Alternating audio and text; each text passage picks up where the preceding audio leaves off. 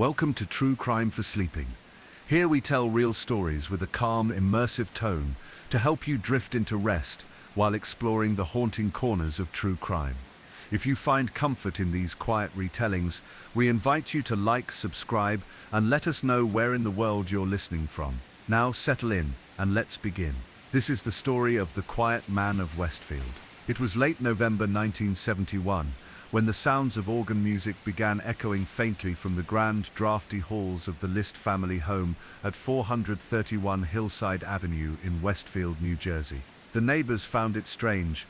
The music played steadily for days on end, filtering through the closed curtains and heavy brick walls of the three-story mansion. The List house, known in the neighborhood as Breeze Knoll, was the kind of stately residence that exuded old money and quiet privilege. Built in the early 1900s, it was the kind of house where time felt slower, where the air held a stillness that belonged to another era. The family who lived there had always seemed proper, almost withdrawn.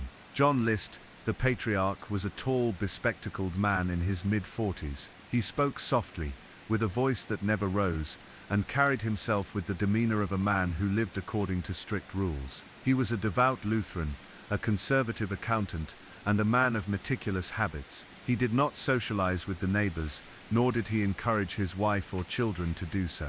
Helen List, his wife, was quieter still. She was rarely seen outdoors, and when she was, she moved slowly, as though weary. She had grown increasingly reclusive over the years, reportedly due to a mysterious illness. Their daughter, Patricia, a bright and artistic 16-year-old, had shared with a teacher that her mother was often unwell and that her father had become stricter lately. The List boys, John Jr. and Frederick, were 15 and 13. They were quiet, polite, and well-behaved. Their teachers described them as average students, neither troubled nor exceptional, just quietly obedient. The List family attended church every Sunday, without fail. John wore his best suit and tie. The children sat in the pew in silence, eyes forward, and yet after November 9, 1971, no one saw them again. At first there was little concern. The List children had reportedly taken a sudden family trip to North Carolina to care for Helen's ailing mother.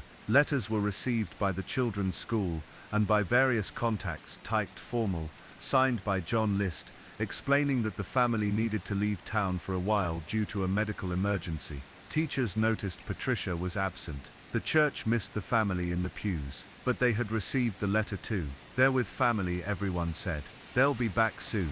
But the days passed, then weeks, and the organ music continued. It was not until nearly a month later, on December 7th, that authorities were called. A neighbor, noticing the uncollected mail piling at the doorstep, the milk bottles left untouched, and the lights in the house burning out one by one, grew uneasy and contacted the police. When officers arrived at the house, they found the front doors locked, the windows covered in thick curtains. There was no sign of forced entry. They circled to the back, found a basement entrance unlocked, and slowly entered.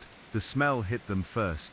Dampness, decay, something unmistakably wrong. Then in the ballroom beneath the grand house, lit only by the pale November light slipping through the heavy curtains, they found them. 5 bodies, carefully arranged on sleeping bags, side by side, covered in cloths. Helen List had been shot in the back of the head while drinking her morning coffee. Patricia had been killed shortly after returning from school. The 2 boys were each shot in the face. Even Alma, John List's 84-year-old mother, was found upstairs in her attic apartment, a bullet lodged in her head. They had all been dead for nearly a month. The organ music, the neighbors would learn, had been set on a timer. It played at regular intervals, a haunting piece from Johann Sebastian Bach, chosen by John List before he disappeared. The music masked the odor of decay. It gave the house a feeling of life, but inside, there was only silence. The case shocked the town of Westfield. The Lists had been seen as reserved, maybe even cold, but no one could have predicted this. A whole family, wiped out calmly, methodically, and without resistance. There were no signs of struggle, no smashed windows or frantic 911 calls. Each family member had been approached, shot, and laid to rest by the man they trusted most. John List was gone. His car was found at John F. Kennedy Airport, but there was no record of him boarding a flight. It was a decoy, authorities believed, meant to lead the trail elsewhere. A nationwide manhunt was launched, and the FBI became involved, but the case soon grew cold. What was most chilling was the meticulous planning. Investigators found that John List had not only written those typed letters to cover his family's absence, he had also emptied their bank accounts, stopped the mail, cut himself out of every photo in the home, and even turned down the thermostat to slow decomposition. He had cancelled deliveries. He had written a 5-page confession letter to his pastor, explaining why he did what he did. In the letter he stated that he was saving his family. He believed the world had grown too evil, too corrupt. He couldn't bear the idea of them abandoning their faith, especially his daughter Patricia, who he believed was considering a career in acting. He thought they were going to be damned, so he killed them. He wrote that his family's souls were now in heaven, and that he would one day join them. But not yet. He needed to set things right first. Then he vanished. For nearly 18 years, there was no trace of John List. The house burned down in 1972, suspected arson. Breeze Knoll was reduced to ash, leaving only rumors behind, stories of flickering lights, unexplained sounds, a piano that played itself long after the organ had fallen silent. Meanwhile, the story became legend. It was featured on America's Most Wanted, the haunting details replayed for late-night audiences. Composite sketches were made of what John List might look like now, older, heavier, grayer. He could be anywhere. He could be anyone. What no one knew was that John List had begun a new life, not in some foreign country, or under a crude disguise. No, he had simply started over. He had taken on the name Robert Bob Clark. He moved to Denver, Colorado. He got a job as an accountant. He joined a local Lutheran church, attended regularly, and even became active in church activities. In 1985, he married a woman named Dolores. He lived a quiet life, a normal life, the kind of life that would have looked almost identical to the one he destroyed. It wasn't until 1989, 18 years after the murders, that a breakthrough came. The case was featured again on America's Most Wanted, this time with an age-progressed bust made by a forensic sculptor. The model was so lifelike, so eerily accurate, that a neighbor of Bob Clark in Virginia, where he had relocated, recognized him immediately. John List was arrested weeks later at his new home in Richmond, Virginia. He denied everything at first, but eventually, under the weight of the evidence, he confessed. He had never left the country, never even left the East Coast for long. He had simply erased himself from one life, and started another. At trial he showed no remorse. He calmly explained that he had killed his family to protect them from the moral decay of the world, from financial ruin, from eternal damnation. He was convicted of 5 counts of first-degree murder, and sentenced to 5 life terms. He died in prison in 2008 at the age of 82. What made the case of John List so chilling wasn't the violence alone, it was the cold, deliberate calculation. The quiet man from Westfield, who followed rules, who attended church, who wore his tie straight and polished his shoes, had orchestrated a massacre with the precision of an accountant. No rage, no impulse, just method, and for nearly 2 decades, he lived as though none of it had ever happened. When the courtroom doors opened in April of 1990, nearly 2 decades had passed since the November day, when 5 lives were quietly extinguished inside Breeze Knoll. John List, now an elderly man with thinning white hair and glasses, entered the room not as a stranger, but as a man whose name had become synonymous with betrayal and premeditated murder. He walked slowly, not hunched, not ashamed, just slow and deliberate, the same way he had moved through the world in his former life. His suit was pressed, his hands trembled slightly, yet his face bore the same calm restraint that had unsettled so many who remembered him as the man who murdered his entire family with no outward sign of remorse. There were no visible cracks in his demeanor. He had, after all, lived a quiet second life for nearly 18 years. That second life unraveled only because a forensic artist had sculpted an eerily accurate bust of what List might look like in his 60s. The model, displayed on America's Most Wanted, captured the aged arch of his brows, the slight sag of his chin, and the placid gaze that somehow managed to hide the weight of 5 murders. That bust had led a former neighbor in Virginia to make the call. When authorities finally confronted him in Richmond, List insisted that he was Bob Clark, a soft-spoken accountant who had married a devout Christian woman and who had never set foot in New Jersey. But the fingerprints matched. The past, no matter how deeply buried, had caught up to him, and now he stood before a jury. The trial was not dramatic in the way courtroom dramas often are. There were no outbursts, no tearful confessions. What chilled observers most was the flat, clinical tone John List used to describe the events of that November day. He had planned it for weeks. The decision, he said, did not come from anger or hate. It came from necessity. At the time, in 1971, John List had lost his job at a bank. He had not told his family. Each morning, he would dress in his suit, carry his briefcase, and pretend to go to work. Instead, he sat in train stations or wandered through parks, trying to formulate a plan. He was in debt. The mortgage on Breeze Knoll was overwhelming. His savings were gone. He saw no way forward that preserved both his dignity and his family's future. But what haunted him even more than financial ruin, he claimed, was spiritual ruin. He was obsessed with the idea that his children, particularly Patricia, who had spoken of becoming an actress, were straying from the faith. He believed the world was changing too quickly, becoming too permissive, too godless. He feared his family would be damned, that they would suffer eternal torment unless he intervened. In his confession letter, written to his pastor and left at the scene, he described his actions not as murder, but as mercy.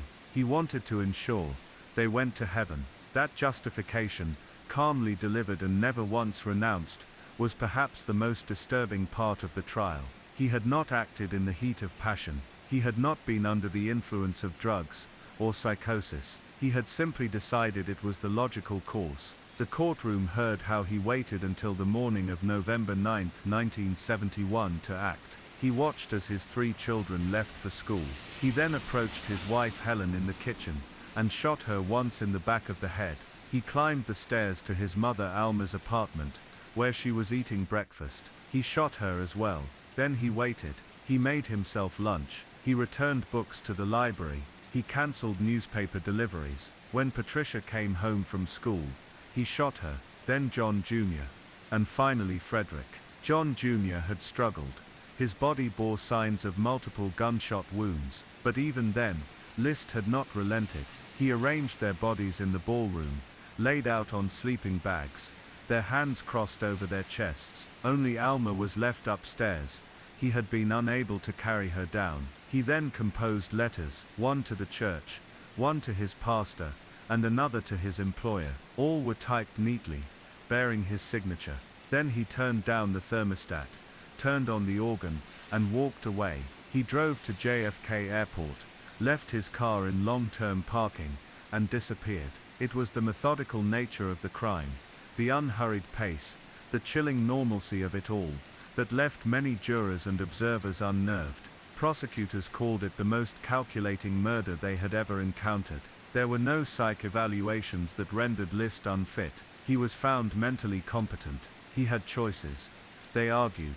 He could have asked for help. He could have filed for bankruptcy. He could have divorced his wife. Instead, he orchestrated a massacre. The defense offered little. They did not contest the killings. They focused instead on his delusions, the religious rigidity, the psychological strain of failure. But those arguments did little to sway the jury. On April 12, 1990, John List was found guilty of 5 counts of first-degree murder. He was sentenced to 5 consecutive life terms in prison without the possibility of parole. But even then, in the aftermath, the questions lingered. What kind of man could live with such a secret for nearly 2 decades? How did he wake up each day in Denver, then later Virginia, go to church, attend potlucks, manage his accounting job, all while knowing what he had done? His second wife, Dolores, claimed she had no idea. She believed she had married a quiet religious widower who had lost his first family in tragic circumstances. When the truth emerged, she was devastated. She divorced him shortly after his arrest and never spoke publicly again. The List children, Patricia, John Jr., and Frederick, had once attended school plays, played soccer, dreamed of futures that now would never come. Patricia had confided in a drama teacher that she believed something was wrong at home, but she didn't say more. Helen, whose reclusiveness had drawn quiet whispers in the neighborhood, was dealing with undiagnosed health issues and emotional isolation. Even Alma, John List's elderly mother, had likely trusted her son implicitly. Each of them had relied on him, and he had extinguished their lives in the name of salvation. The house at 431 Hillside Avenue did not stand long after the murders. It was set ablaze in 1972, under suspicious circumstances. Whether it was arson by someone who wanted the site erased, or something else entirely, no one could say. Breeze Knoll, once a symbol of upper-middle-class success, became a spectral landmark. Years later, a new home was built on the lot, a far more modest modern dwelling. Those who knew the story rarely drove past it without glancing over their shoulder. Some neighbors, even decades on, said they never quite shook the feeling that something had been left behind, lingering in the soil, or in the air itself. The organ music, neighbors claimed, stayed with them long after the house was gone, and yet, even in death, John List held firm to his belief that what he did was right. He died in 2008 in a prison hospital, at age 82, never having expressed true remorse. He was buried in an unmarked grave, alone. For many, his story became a cautionary tale, not only about the dangers of religious extremism or untreated mental illness, but about the terrifying calm of someone who believes so deeply in their own righteousness that they can justify the unforgivable. The quiet man of Westfield, who smiled politely at neighbors and walked with his children to church, had concealed something unspeakable beneath the surface, and for 18 years, he was hiding in plain sight. In the years following John List's arrest and conviction, the gravity of his crime did not fade. Rather, it seemed to intensify, its quiet horror stretching further into the public imagination with each passing anniversary. Even as time dulled the immediacy of the tragedy, the methodical nature of the murders, and the calculated calm with which they were carried out, continued to unsettle those who revisited the case. There was something especially haunting about the idea of a man sitting across from his wife at the breakfast table, knowing with cold certainty that he would take her life within the hour. Something about watching his children walk out the front door to school, aware that they would never return, that made the crime feel not only personal, but deeply unnatural. John List didn't kill in a moment of rage. He didn't act on impulse, or in a haze. He waited. He timed it. He prepared. That deliberate patience created a sense of lingering dread, as if the act itself hadn't ended in November 1971, but continued quietly, echoing down the years that followed. Many who studied the case noted that it wasn't just a story of murder, it was a story of vanishing. The vanishing of a family, a father, a home, and for a time, even the memory of what had happened inside Breeze Knoll. In the days following the crime, the house had sat in eerie silence. Christmas cards from friends and relatives, unaware of what had occurred, continued to arrive, collecting in a neat pile on the porch. Neighbors walked past with an uneasy glance, but said nothing. Some assumed the family had gone away for the holidays. Others noticed the lights still on at night, which puzzled them. The house, for a time, had a life of its own, warm light glowing from within, even as the bodies cooled just beyond the walls. It wasn't until Patricia's drama teacher, concerned by her extended absence from school, began asking questions that police were finally summoned for a welfare check. What they found inside would change the town of Westfield forever. The smell met them first, a heavy, sour scent that spoke of death and neglect. The moment officers entered through the side door, they knew something was wrong. The silence was oppressive. The house, though large and stately, felt claustrophobic. Every room seemed too still, too arranged. The organ music that had been left playing on repeat had long since stopped, its haunting tones lingering only in the memory of those who'd lived nearby and heard it humming day after day. They found the bodies in the ballroom. Patricia, Frederick and John Jr.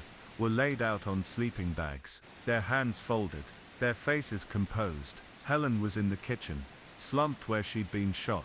Alma, his mother, lay upstairs in her small apartment, a Bible near her bedside. She had been eating breakfast when John raised the gun. There were no signs of a struggle, no chaos, no broken glass, or overturned furniture. The house was clean, tidy, chilled from the thermostat being lowered. John had taken steps to preserve the bodies, to ensure that decomposition was slowed, to delay discovery. In a letter addressed to his pastor, left neatly in a drawer, he explained everything. The letter ran 5 pages, typed, careful, almost formal in tone. In it John List described how he believed his family was spiritually endangered, that Helen had fallen away from God, that Patricia was entertaining ideas of a worldly life, that his sons were being influenced by what he called unchristian culture. He spoke of his fear for their souls, of his desire to save them before it was too late. He described the murders not as crimes, but as deliverance. "I know that many will not understand this," he wrote, "but I could not risk their eternal damnation." He had not only murdered them, he had assumed the role of judge and executioner, deciding their fates in the name of spiritual preservation. It was this mindset, the conviction that he was right, even righteous, that disturbed investigators most. He had fled the same day, leaving behind the tools of his planning, and the outlines of his logic. He'd taken only a few personal items and some cash, and then, like a ghost, he disappeared. Despite an intensive manhunt that included national bulletins, wanted posters, and countless interviews with family and colleagues, John List seemed to have vanished into thin air. There were sightings, of course, reports from across the country. A man matching his description working in a hardware store in Utah, another teaching accounting classes in Wisconsin. But every lead ended in nothing. He had prepared too well, taken too few risks, and above all, he knew how to disappear quietly. Years passed. The house, though initially preserved as a crime scene, was eventually sold. In 1972, it burned to the ground in what was believed to be an act of arson, though no suspect was ever named. All that remained of the once grand Breeze Knoll estate were ashes and memory. Whatever secrets its walls might have held were lost forever. In the absence of closure, the story began to morph. Urban legends developed around the case. Some said that John List had fled to Europe and joined a monastery. Others swore he was working as a school teacher, under a different name. One popular rumor held that he had returned to Westfield in disguise, attending church and blending in among those who still remembered the tragedy. The lack of resolution gave the story a mythic quality, haunting in the way that only the unsolved can be. He became a kind of American specter, a man who had done the unthinkable, then walked away as if nothing had happened. And then, nearly 2 decades later, came a breakthrough. In 1989, forensic artist Frank Bender was approached by law enforcement officials, hoping to breathe new life into the cold case. Bender, known for his ability to age faces with remarkable accuracy, was asked to sculpt a bust of what John List might look like now, nearly 18 years after the murders. He accepted the task, drawing on photos, descriptions and psychological profiling. He included a pair of glasses, believing that List, a creature of habit, would still favor the conservative style he once wore. The bust was placed on America's Most Wanted and broadcast to millions. Within days the phone rang. A woman in Denver called the FBI. She said the man in the sculpture looked exactly like her neighbor Robert Clark. Clark, she explained, was quiet, reserved, always polite. He had worked as an accountant, attended church every Sunday. He had recently married a widow. Something about him had always seemed guarded, private. But the resemblance was undeniable. Agents arrived in Virginia, where Clark had moved with his wife. They approached cautiously. He answered the door. They asked if he was John List. He said no. They asked again. He denied it. But the fingerprints told the truth. John List was arrested on June 1, 1989, 18 years after he murdered his family. He had built a new life, one of order and simplicity, not unlike the one he had destroyed. His second wife, Delore, had no idea who he really was. She later said she felt betrayed beyond comprehension. The man she had trusted, the man who had prayed beside her for years, was someone else entirely. During questioning, List did not collapse into confession. He maintained a composed exterior. He seemed almost surprised that it had taken so long for the past to catch up to him. He had watched the world change from the safety of his second life, watched his name disappear from headlines, watched as the murders faded into the background of America's dark tapestry of crime, and yet he knew, in some part of himself, that eventually someone would come knocking. The trial that followed would draw national attention, and with it came renewed interest in the question that had haunted the case from the beginning. How could someone so unremarkable do something so unthinkable? As the courtroom filled with reporters, neighbors, former friends and curious strangers, all eyes turned to John List, not because he was charismatic or unusual, but because he wasn't. Because he looked like the man who stood behind you at the grocery store, who passed the offering plate at church, who never raised his voice or told inappropriate jokes. A quiet man, a polite man, a man who had believed to his core that he had done the right thing. The trial would strip away that illusion of civility, but the question would remain: was he a man who had broken under pressure, or a man who had never been whole to begin with? The courtroom in Union County, New Jersey, was quiet the morning John List stood to hear the charges read aloud. Onlookers expected a different kind of man, someone erratic, defensive, possibly broken after 18 years on the run, but List, by then 70 years old, stood with the same posture he'd maintained throughout his life, straight-backed, hands calmly folded in front of him. His demeanor was almost clerical. He was charged with 5 counts of first-degree murder. His attorney tried to argue diminished capacity, that John List was not in his right mind when he committed the murders, that he had been driven by untreated obsessive-compulsive disorder, and a growing paranoia stemming from the collapse of his professional life, that his belief that he was saving his family from spiritual ruin was the symptom of a deep and undiagnosed delusion. But the evidence told a colder story. He had not snapped. He had planned. He had not panicked. He had prepared. One by one the prosecution presented the steps he had taken before November 9, 1971. He had cancelled the mail delivery and stopped newspaper service to avoid suspicion. He'd spoken to teachers at the children's school and claimed they would be out of town for several weeks to care for a sick relative. He'd emptied the joint bank accounts, closed his mother's personal affairs, carefully gathered ammunition, and made sure the weapons were clean. And then when the day came, he had executed each member of his family one by one without hesitation. Helen List had been shot once in the head as she sat at the kitchen table. According to forensic testimony, she likely never saw it coming. Patricia returned from school around midday. She was shot next, with similar precision. Then Frederick, and finally John Jr., who had come home from football practice. That shooting was the only one that had not gone as planned. Unlike the others, John Jr. fought back. According to ballistic evidence, John List had fired 10 bullets into his son, 5 more than necessary. It was, the prosecution said, the only moment when John List had lost control.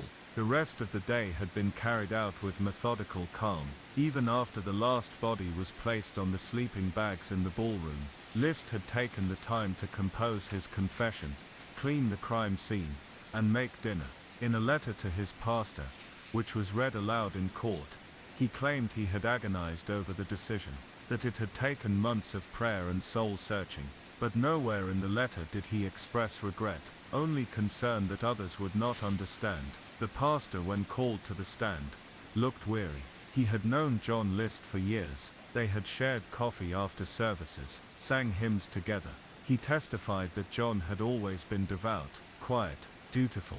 But even he admitted there was something closed off about him, something unreachable. He wasn't a man who shared much of himself, the pastor said softly, even with God.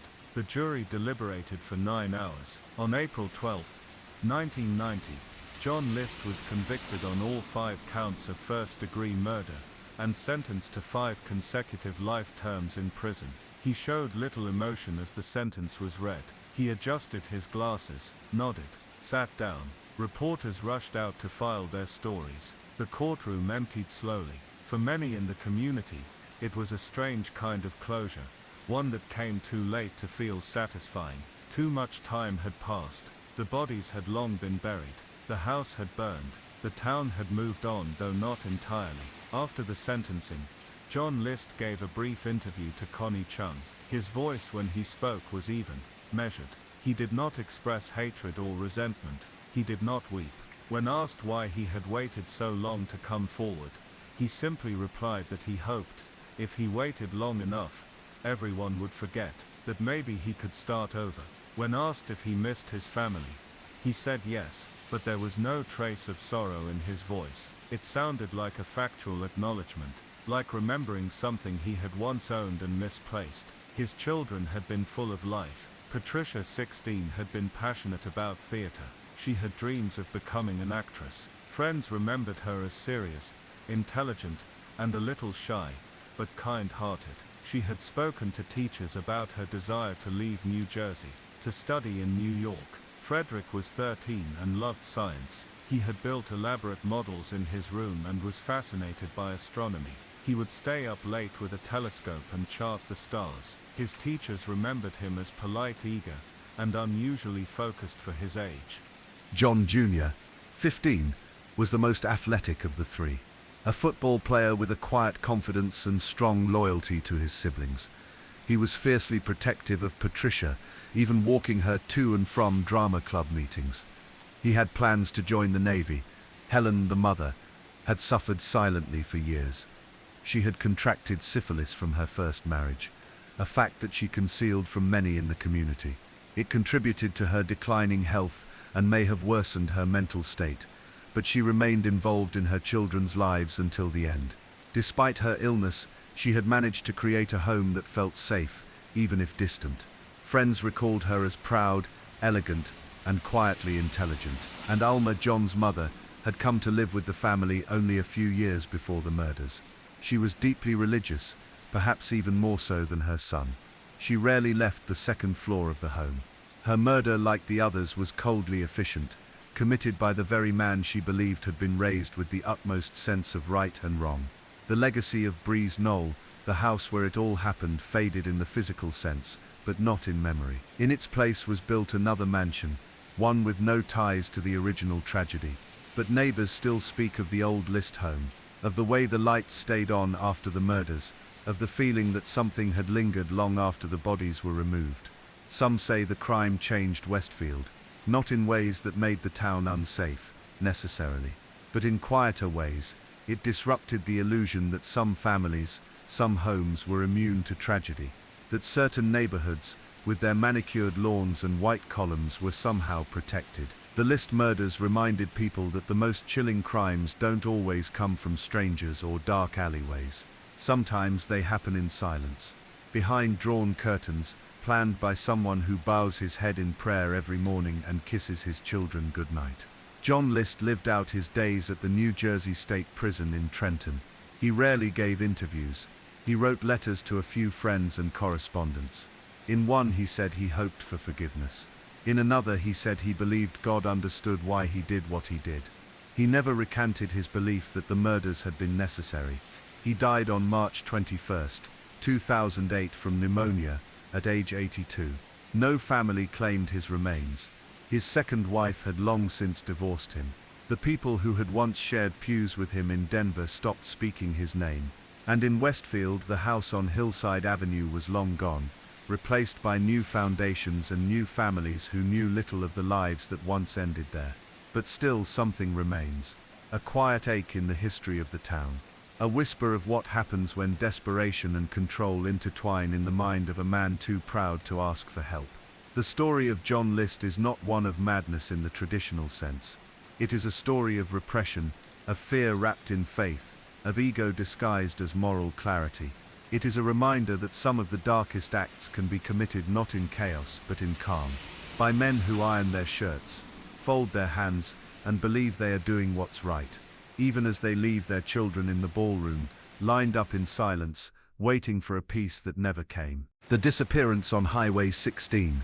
On a cold November morning in 2001, the sky over Whatcom County, Washington hung low with the color of slate. Mist rolled over the forested foothills, soaking the edges of sleepy farmhouses and the winding highways that connected the far reaches of the Pacific Northwest to the rest of the world. It was on one such road, Highway 16, that 18-year-old Leah Roberts began what was supposed to be a journey of healing, reflection and escape. It would also be the last time anyone could say for certain where she went. Leah's life had not been easy, though from the outside it might have seemed charmed. She was smart, bright enough to earn a scholarship to North Carolina State University. Her smile was open and disarming, the kind that invited closeness even from strangers. She loved poetry, cats and philosophy. But behind her expressive blue eyes was a recent history marked by loss. Her father had died unexpectedly of a chronic illness when she was just a teenager. Less than 2 years later, her mother was diagnosed with a rare disease and passed away after a brief but excruciating decline. The double blow left Leah reeling. Her siblings tried to be there for her, but grief isolated her. She dropped out of college, not for lack of talent, but because the world no longer made sense. In the months that followed, Leah found solace in the writing of Jack Kerouac. His novel On the Road became her companion, and she began to speak of life not as something to be organized, but as something to be experienced. She believed in moments, not plans. She told her friends she was going to travel west, to find herself, to find meaning, or at least movement. She said she felt pulled by something. Not fear, not impulse. Something quieter and deeper than that. When she left her home in Durham, North Carolina, Leah didn't tell many people. She packed her white Jeep Cherokee with clothes, her cat Bea, and a journal. She took her guitar, a few notebooks, a sleeping bag. She made a couple of small withdrawals from her bank account and paid off her car insurance in advance. She told a friend she was going on a road trip to California, inspired by Kerouac's travels. But she didn't say when she'd return. For a few days, Leah made regular stops, calls to friends, postcards sent. She was spotted in Memphis, then Salt Lake City, and finally in a coffee shop in Missoula, Montana. At each stop she seemed at ease. Some even said joyful, and then silence. Days passed. No one heard from her. Her siblings began to worry. Her closest friends, people who had once heard from her nearly every day, began leaving voicemails that went unanswered. On March 18, 2001, a jogger near Mount Baker Highway in Whatcom County made a discovery that would crack the silence wide open. Deep in a wooded embankment, her white Jeep was found abandoned, hidden beneath branches and brush, as if someone had gone to lengths to conceal it. The windows were smashed. The contents inside were strange. Leah's guitar was there. So was her passport. Her sleeping bag and clothes were tossed about. Even her favorite blanket, one she reportedly never traveled without, was inside. But Leah herself was gone, and her cat too, had vanished. More haunting still was what investigators found next. The ignition had been left in the on position. The car had seemingly been driven off the road and into the ditch deliberately. There were no skid marks, no signs of braking. The crash looked staged. Inside the car, investigators discovered a neatly folded pair of Leah's pants on the driver's seat. Her ATM card and checkbook were also left behind. There was no blood, no struggle, no note, no clue of her direction.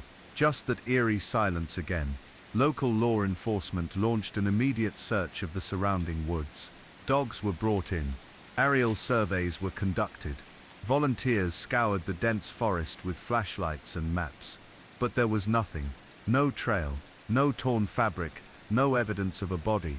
It was as if Leah had stepped out of her car and vanished. Her family arrived in Washington days later, desperate for answers. Her sister, Kara, met with investigators and retraced Leah's possible route. She described her sister as vulnerable, but not unstable. Someone who had experienced trauma, yes, but who was thoughtful and deeply introspective. Leah wasn't prone to impulsive danger. She had goals, she was searching, but not lost. Detectives began combing through her bank activity. A curious charge appeared at a gas station near Everett, Washington, hours after the supposed crash. The timestamp was strange. Too late. If Leah had crashed that car the night before, how could her card have been used afterward? Surveillance footage from the gas station was grainy, but revealing. A tall, thin man was seen walking into the store, using Leah's card. He wore a beanie and walked with a slouch. He appeared calm, no sign of panic, but Leah wasn't with him. When questioned, the man claimed he had found the card on the ground near a rest stop.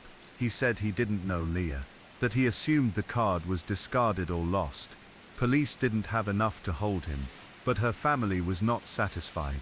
They believed the man knew more than he let on. Questions multiplied. Had Leah picked up a hitchhiker? Had someone followed her? Was she lured away, or had she walked willingly into the woods, seeking some kind of transcendence? The location of her vehicle, a remote area near Mount Baker, frequented by hikers but isolated, suggested intention. She had made it all the way across the country, only to vanish in the shadow of a mountain. In time, her story drew attention from national media, but there were no sightings, no breakthroughs, just theories.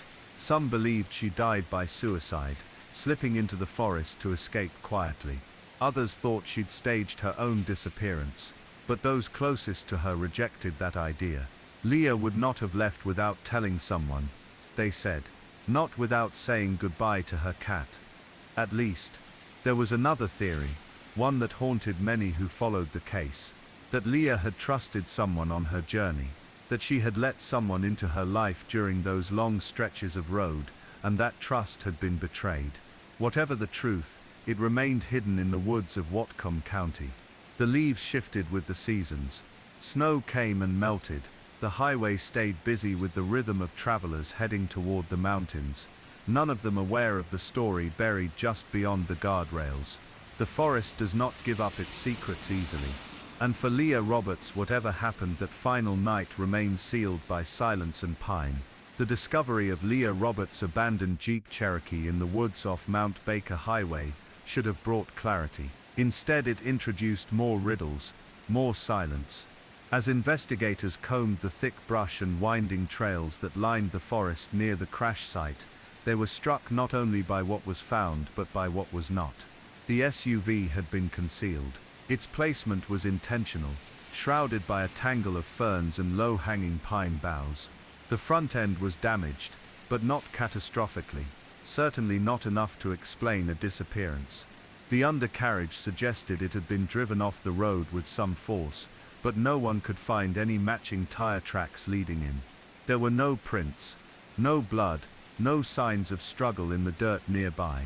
The ground was soft and moist from late winter rains, which should have captured any foot traffic, especially if someone had walked away barefoot or in thin-soled shoes. Yet there were no trails. Detective Frank Metcalf of the Whatcom County Sheriff's Office had taken lead on the case. He had seen his share of missing persons and tragically ended searches, but there was something about Leah's case that unsettled him on a deeper level. He told his team not to rule out foul play, but also not to assume it. The situation, he said, felt like a riddle wrapped in emotion, and it needed to be approached with precision. For Leah's family, especially her older sister Kara, the days that followed were a blur of interviews, press briefings, and quiet despair. Kara retraced Leah's route the best she could, meeting with waitresses and gas station clerks along the way, trying to confirm sightings. Some remembered her, others weren't sure, but the details they offered painted a consistent picture.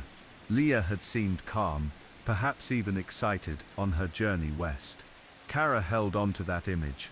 She believed her sister had left Durham not to escape life, but to find something inside herself. Leah had spoken of seeking clarity, of immersing herself in nature and solitude. She had even mentioned stopping in the Pacific Northwest, specifically the Cascades, because of a connection she felt to the region from a Kerouac story she had once read. But even that didn't fully explain the location of the crash. The forested stretch where the Jeep was found wasn't a scenic overlook or a trailhead. It was a patch of wilderness bordered by a 2-lane highway and thick stands of cedar and fir. The nearest town, Glacier, was a 20-minute drive away. No one saw her arrive. No one saw her leave. Then came the most puzzling discovery of all. Inside the Jeep, tucked beneath a floor mat, officers found a ticket stub from a nearby movie theater in Bellis Fair Mall, dated March 13th, just days before the crash. The movie was American Beauty. The stub's timestamp placed Leah at the theater the night before her car was found. It didn't seem unusual at first. Leah might have stopped to see a movie as a break from driving, but when detectives pulled security footage from the theater's lobby, their confidence wavered. In the footage, Leah was not alone. A man stood beside her in the brief, grainy clip. He was tall, wore a dark hooded jacket, and appeared to be speaking with Leah as they stood in line. At one point she looked up at him and laughed. It wasn't clear whether the two had arrived together or simply crossed paths there, but they entered the theater within seconds of one another, and sat side by side. This sighting shattered the prevailing narrative that Leah had been alone on her trip. Her family had believed it. Her journal suggested it. Every person who'd seen her prior to that day had described her as traveling solo. But here, in low-resolution footage captured in a shopping mall, she was not alone. She was with someone. And no one knew who he was. Attempts to identify the man were unsuccessful. Theater staff said they didn't remember him. He hadn't used a loyalty card. His face was partially obscured by a hood. Law enforcement released a still image from the footage to local media, but no one came forward. Was he a fellow traveler? A stranger she met on the road? Had he followed her? Was he with her when the jeep went into the forest? More pressingly, was he with her when she disappeared? As weeks turned into months, the questions only deepened. Leah's belongings, left inside the jeep, became focal points of forensic examination. A necklace she always wore was missing. So was a favored journal she had carried for years. There were no fingerprints in the car, besides Leah's and those of friends and mechanics previously documented. But curiously, the driver's seat had been adjusted much farther back than Leah would have needed. That detail nagged at detectives. It suggested that someone taller, perhaps a man, had been the last to drive the car. If so, where had he gone? And why leave the vehicle hidden? The staged appearance of the crash site became more obvious as time passed. The broken windows, shattered from the inside. The engine disabled, though not fatally. The ignition left in the on position, draining the battery. These weren't consistent with a spontaneous accident. They suggested performance. A ruse. Someone wanted the scene to look a certain way. But why? Leah's family returned home eventually, heavy with questions. They continued to advocate for the case, holding press events, circulating flyers, and maintaining a website dedicated to Leah's story. On it, they posted updates, photographs, and letters. One letter from Kara reads simply, "If you're out there, Leah, we don't need explanations. We just need to know you're okay." Privately though, some began to suspect the worst. Leah had now been missing for over a year. There were no new leads, no body, no credible sightings. Her cat, Bea, had never been found. Her social security number had gone unused. No accounts had been accessed. No letters arrived. The silence was complete. Yet even in that silence, theories multiplied. Some believed Leah had gone into the woods of her own will, perhaps to live off the grid. There were stories of people abandoning modern life, surviving in cabins, hunting, living apart. But those stories almost always ended in re-emergence. Someone always came back. Leah hadn't. Others pointed to the man at the theater. A predator. A stranger turned stalker. Or someone she had trusted too quickly, too fully, in her vulnerable state. The timing of his appearance, and the crash so soon after, seemed too coincidental. Then there were darker suspicions, that Leah had been abducted, possibly by more than one person, and that the car was left as a red herring. It wouldn't have been difficult to stage. The woods provided excellent cover. The isolation gave time. And if someone had wanted to disappear, truly disappear, taking Leah with them, this was the perfect place. Still, the case went cold. Files were boxed up. Tips slowed to a trickle. And every few years the story would resurface. An anniversary, a podcast episode, a flurry of attention, only to fade again. Through it all, one thing remained constant: the image of Leah Roberts.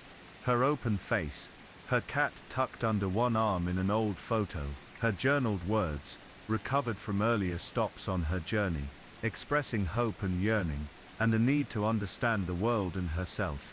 She had sought meaning. She had found mystery, instead. And somewhere deep in the shadow of the Cascades, that mystery lingers still.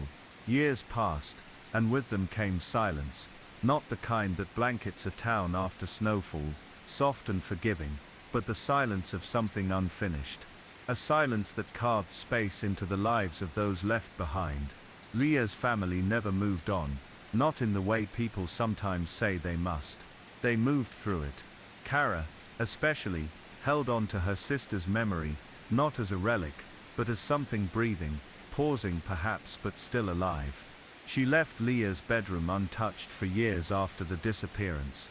Inside were shelves of worn paperbacks, a few notes scribbled in the margins of a college essay, a scratched-up cassette tape of Kind of Blue, and photographs taped to the mirror, one of her mother holding a baby Leah at a beach in South Carolina, another of Leah and Kara sitting cross-legged in front of a Christmas tree, grinning with popcorn strings around their necks.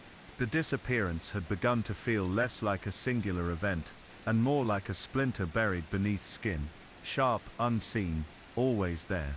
The most frustrating element of it all was that nothing about Leah's last days made complete sense. Each piece of the puzzle, each sighting, each clue, existed in a kind of vacuum. The crash was never fully understood. The man in the movie theater was never identified. And the theory that Leah had wandered into the wilderness, possibly to take her own life, remained just that, a theory, with no supporting evidence. By the 4th anniversary of Leah's disappearance in March 2004, interest in the case had waned. New cases took its place in the news cycle. Even within law enforcement, the file was now marked as cold. Still open, but dormant. Detective Frank Metcalf, who had originally led the investigation, had moved on to other units. The original search and rescue teams had long been reassigned, but one man hadn't let go. Detective Dan Young, a younger officer who had been a rookie during the initial investigation, never stopped thinking about the case. Something about Leah's story had etched itself into his mind. Her writings, recovered from the car, and earlier stops along her road trip, had haunted him. They weren't notes of despair or detachment, but of curiosity, questions, hope, even joy. She had spoken of a clearing she hoped to find, not a physical place, but something internal, a stillness, a revelation. It didn't seem like the words of someone preparing to vanish forever. In 2005, Young received permission to conduct a small-scale review of the case. It wasn't a full reopening, just a quiet re-examination of the evidence and witness statements. He didn't expect to solve the mystery outright, but he had a hunch that something had been overlooked. One detail stood out almost immediately. During the original investigation, Leah's car had been examined by forensic teams, but the process was limited by resources and technology. Fingerprint analysis had yielded little more than smudges. DNA analysis had been in its early stages, especially for trace samples. By 2005, things had improved. A few items from the vehicle had been preserved in sealed evidence lockers, including a blanket found crumpled in the back seat, and the driver's side airbag. Young requested new testing. Weeks passed. He tried not to get hopeful. Cases like this rarely yielded breakthroughs. The evidence was old. Contaminated. Maybe. He told himself it was just a formality. Then the results came in. On the airbag, beneath the thin layers of Leah's DNA, was a partial male profile.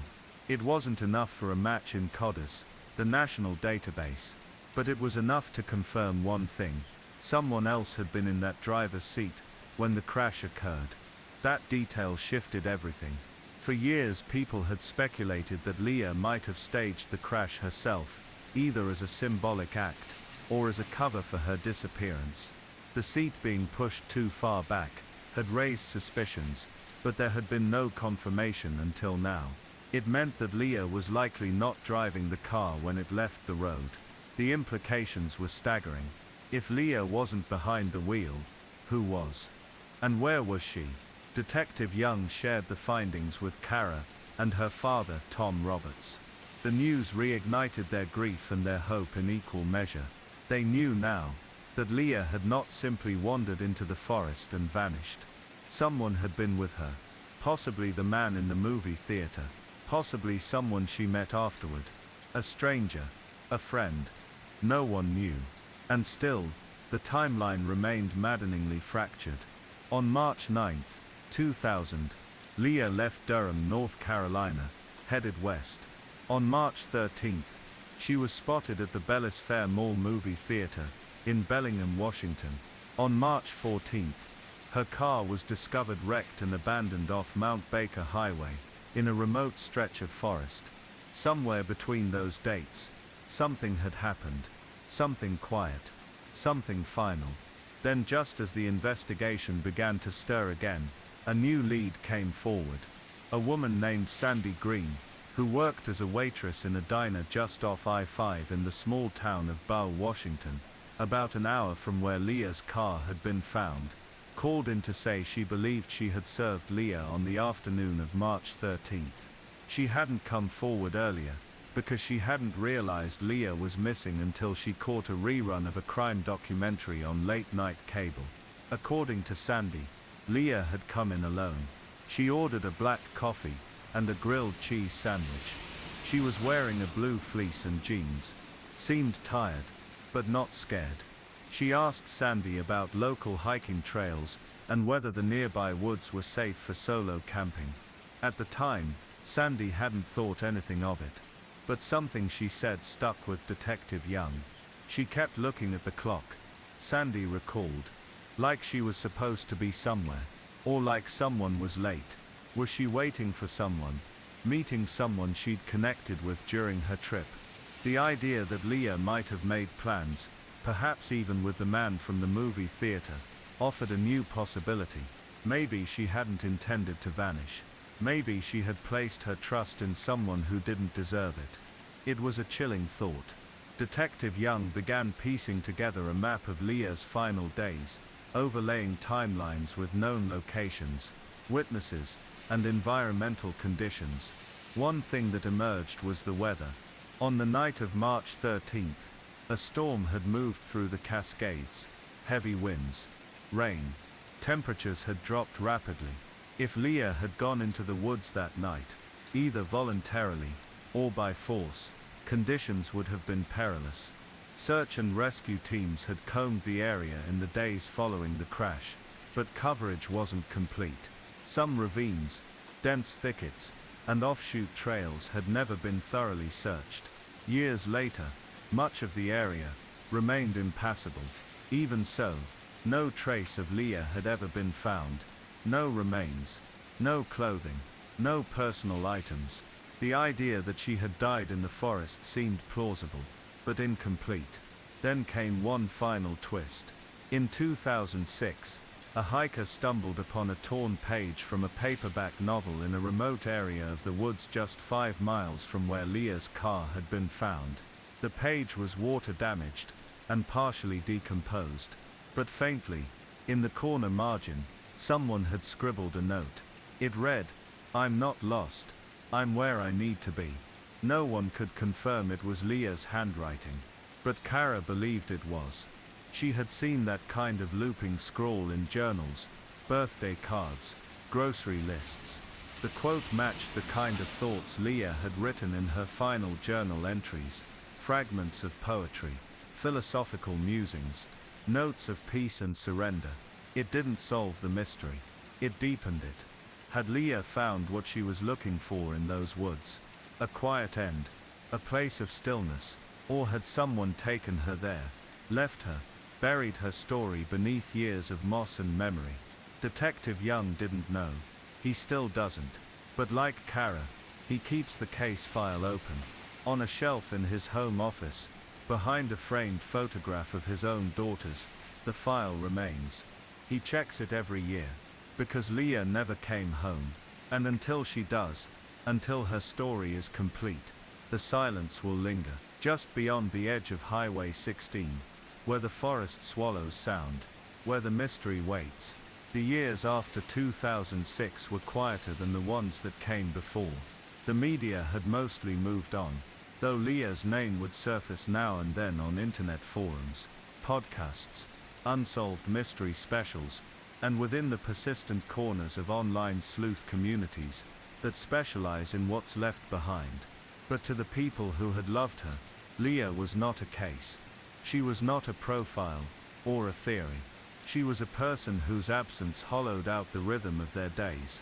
Kara got married in 2008. Her sister wasn't there. Not in the seat beside her at the altar. Not on the dance floor where they would have once laughed through Motown songs from their parents' record player. But she was there in other ways. In the locket Kara wore around her neck. In the poem that was read aloud during the ceremony. A passage Leah had once written about light that finds its way through branches. Kara said she felt it then, that light, that presence. But it only lasted a moment. There's something both beautiful and cruel about ambiguous loss. The human mind is not built for it. When someone dies, there is grief, and that grief follows a path. It winds and shifts and stalls, but eventually the ground beneath it firms. But when someone disappears, the ground never does. It stays soft, uncertain. Every phone call from an unknown number, every unfamiliar face in a crowd, becomes a question. Could it be? Is it her? Kara lived in that liminal place for many years. She wasn't alone. Each year on March 13th, the day Leah's Jeep was found, Kara returned to Whatcom County. Not always with fanfare. Sometimes she came alone, just to walk the forest's edge. She told herself she wasn't searching, not anymore, but still she looked. In 2011, a park ranger named Michael Kiley contacted local authorities with an odd report. While clearing fallen branches along a remote service trail, several miles from Canyon Creek, he noticed a blue piece of fabric caught on a tree limb. Nearby, at the base of a rocky outcrop, he spotted what appeared to be a makeshift shelter, small, overgrown, mostly collapsed. Inside were weathered scraps of clothing, and a tattered paperback novel, its spine snapped in two. There was no proof it belonged to Leah, but the proximity, the timing, the fragments, it reawakened speculation. Search dogs were brought back in. A small-scale search commenced, combing several square miles. Nothing else was found. Detective Young, now in his 40s and overseeing major crimes for the county, quietly updated the file. The shelter could have been left by anyone. Transient hikers, survivalists, campers. The forest didn't give up its secrets easily. That was part of what made Leah's case so haunting. It wasn't just that she vanished. It was where. The Pacific Northwest is vast, beautiful, and in many ways unforgiving. Dense canopies, ravines that stretch for miles, wildlife, shifting terrain. It's not difficult for a person to disappear completely in places like that. But there had always been just enough evidence to suggest Leah hadn't vanished on her own. The male DNA on the airbag, the diner waitress's account, the reclined seat, the money and jewelry left behind. The cat still alive. If Leah had intended to die, wouldn't she have left a note? A clearer trail? Would she have taken her cat, only to abandon her in a crashed car? Would she have trusted someone? That question kept Kara awake for years. Leah had always been drawn to meaning. She saw patterns in music, in poetry, in nature, even in her grief. After losing both parents, she sought out connection, not escape. She wrote about the soul, about transformation, about waking up, not about ending things.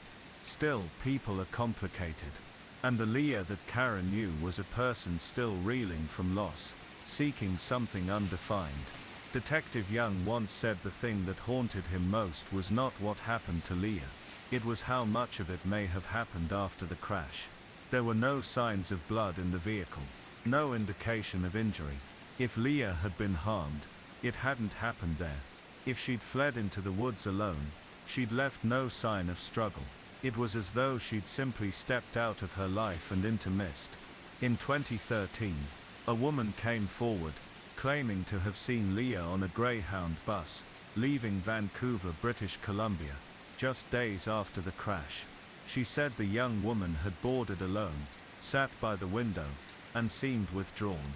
When the woman asked her where she was going, she said, "South. Somewhere warmer." The report was never verified.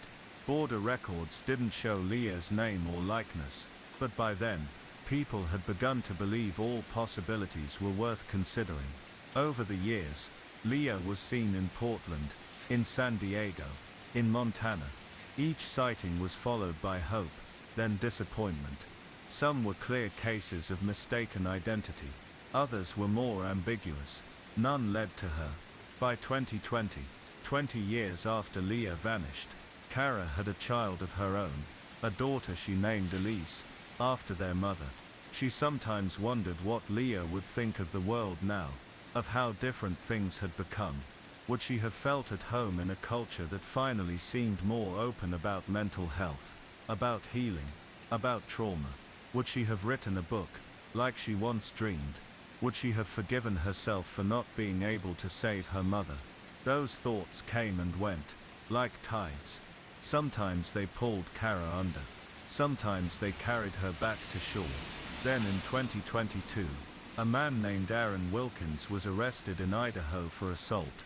During booking, his fingerprints triggered a partial match with a long-dormant entry in Washington state. It wasn't a full CARDIS match, but enough to raise a flag. The partial match was linked to the DNA sample recovered from Leah's airbag. Wilkins denied knowing Leah. He said he'd never been to Washington, but inconsistencies emerged. He'd lived in Bellingham briefly in 2000, worked construction, frequented the Bellis Fair Mall. He was in his early 20s at the time. Detective Young traveled to Idaho to interview him. The exchange was short. Wilkins offered no useful information. He didn't ask about Leah, didn't react when shown her photo. With only a partial DNA match, and no corroborating evidence, no charges were filed. But the suspicion lingered.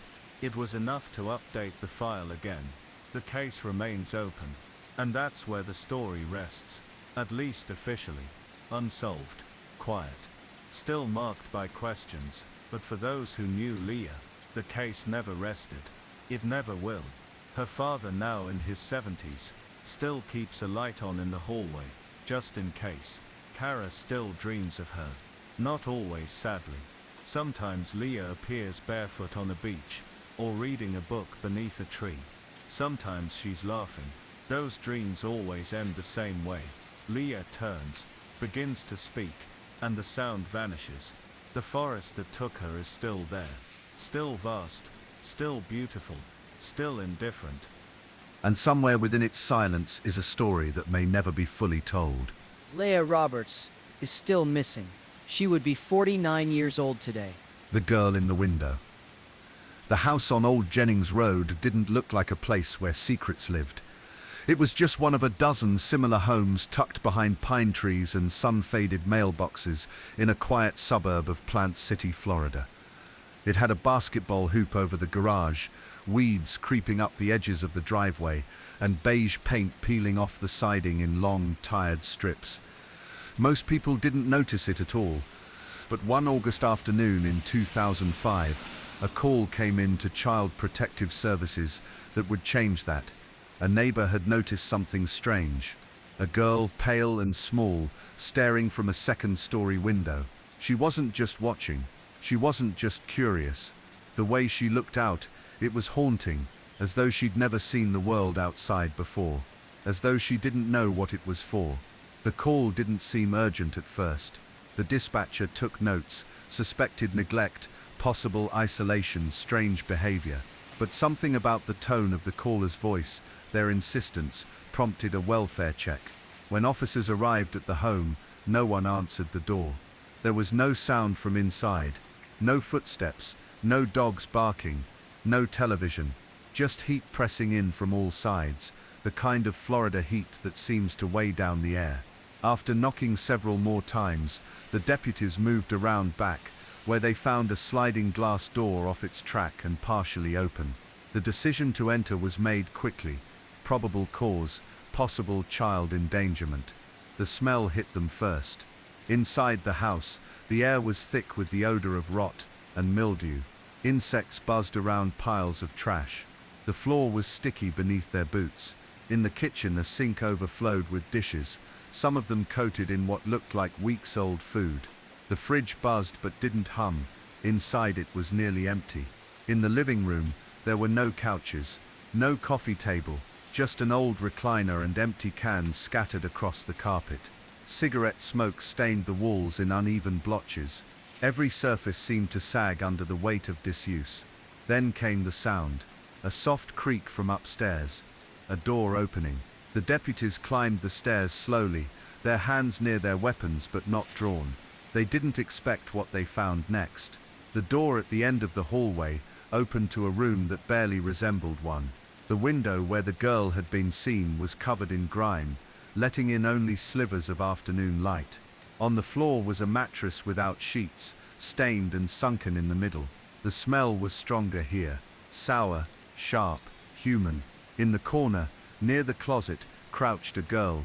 She was tiny, thin, her arms wrapped around her knees, her eyes wide and hollow. Her hair was matted to her scalp. She didn't speak. She didn't even blink. When the deputies stepped toward her, she flinched, not like someone startled, but like someone who'd learned to expect pain. They radioed immediately for child services, backup, and a medic. The girl looked around 6 or 7 years old. She wasn't clothed. Her limbs were stiff, her skin mottled with bruises and bug bites. When the paramedics arrived, they had trouble getting her to walk. She didn't respond to questions. She didn't make sounds. When they lifted her onto the stretcher, she clawed at the air, not in protest, but like someone grasping for balance in a world that no longer made sense. She weighed 46 pounds. At Tampa General Hospital, the child was examined by a team of specialists. What they found stunned them. She was not 6 years old. She was almost 7, chronologically. But developmentally, she resembled a toddler. She was non-verbal. She had no apparent understanding of language, no sense of social engagement. She didn't respond to her name or to voices at all. Her eyes darted around constantly. She avoided touch. Her limbs were underdeveloped from disuse. She didn't seem to understand how to chew solid food. To the nurses and doctors, it appeared as though this child had spent most, if not all, of her life in near total isolation. They gave her a name, Dani. Her full name, they learned, was Danielle Crockett. She had been born in September 1998, in the same county where she was found, and she had not been kidnapped or taken. She had lived in that house, her own home, since infancy. Her mother, Michelle Crockett, arrived at the hospital later that evening, accompanied by law enforcement. She was thin, with long stringy hair and a vacant expression that oscillated between confusion and irritation. She told officers that Dani was slow, that she had always been different, that the doctors couldn't help her, so she had done her best. When pressed, Michelle admitted that Dani hadn't been to school, hadn't seen a pediatrician in years. She didn't think it mattered. She said Dani didn't need people. She said she had been protecting her. The arrest came quickly. Michelle Crockett was charged with child abuse, neglect and endangerment. Her 2 sons, older boys who also lived in the home, were taken into protective custody. Unlike their sister, they attended school. They were quiet and withdrawn, but responsive. Both said they rarely saw Dani, that she stayed in her room, that their mom said she was sick. One of the boys said something else, something that would haunt the investigators. She said she used to cry a lot, but then she stopped. As details emerged, the story of Dani's life, or the lack of one, became national news. She was called the girl in the window by local papers. Photos of her pale face, her wide vacant eyes, began circulating.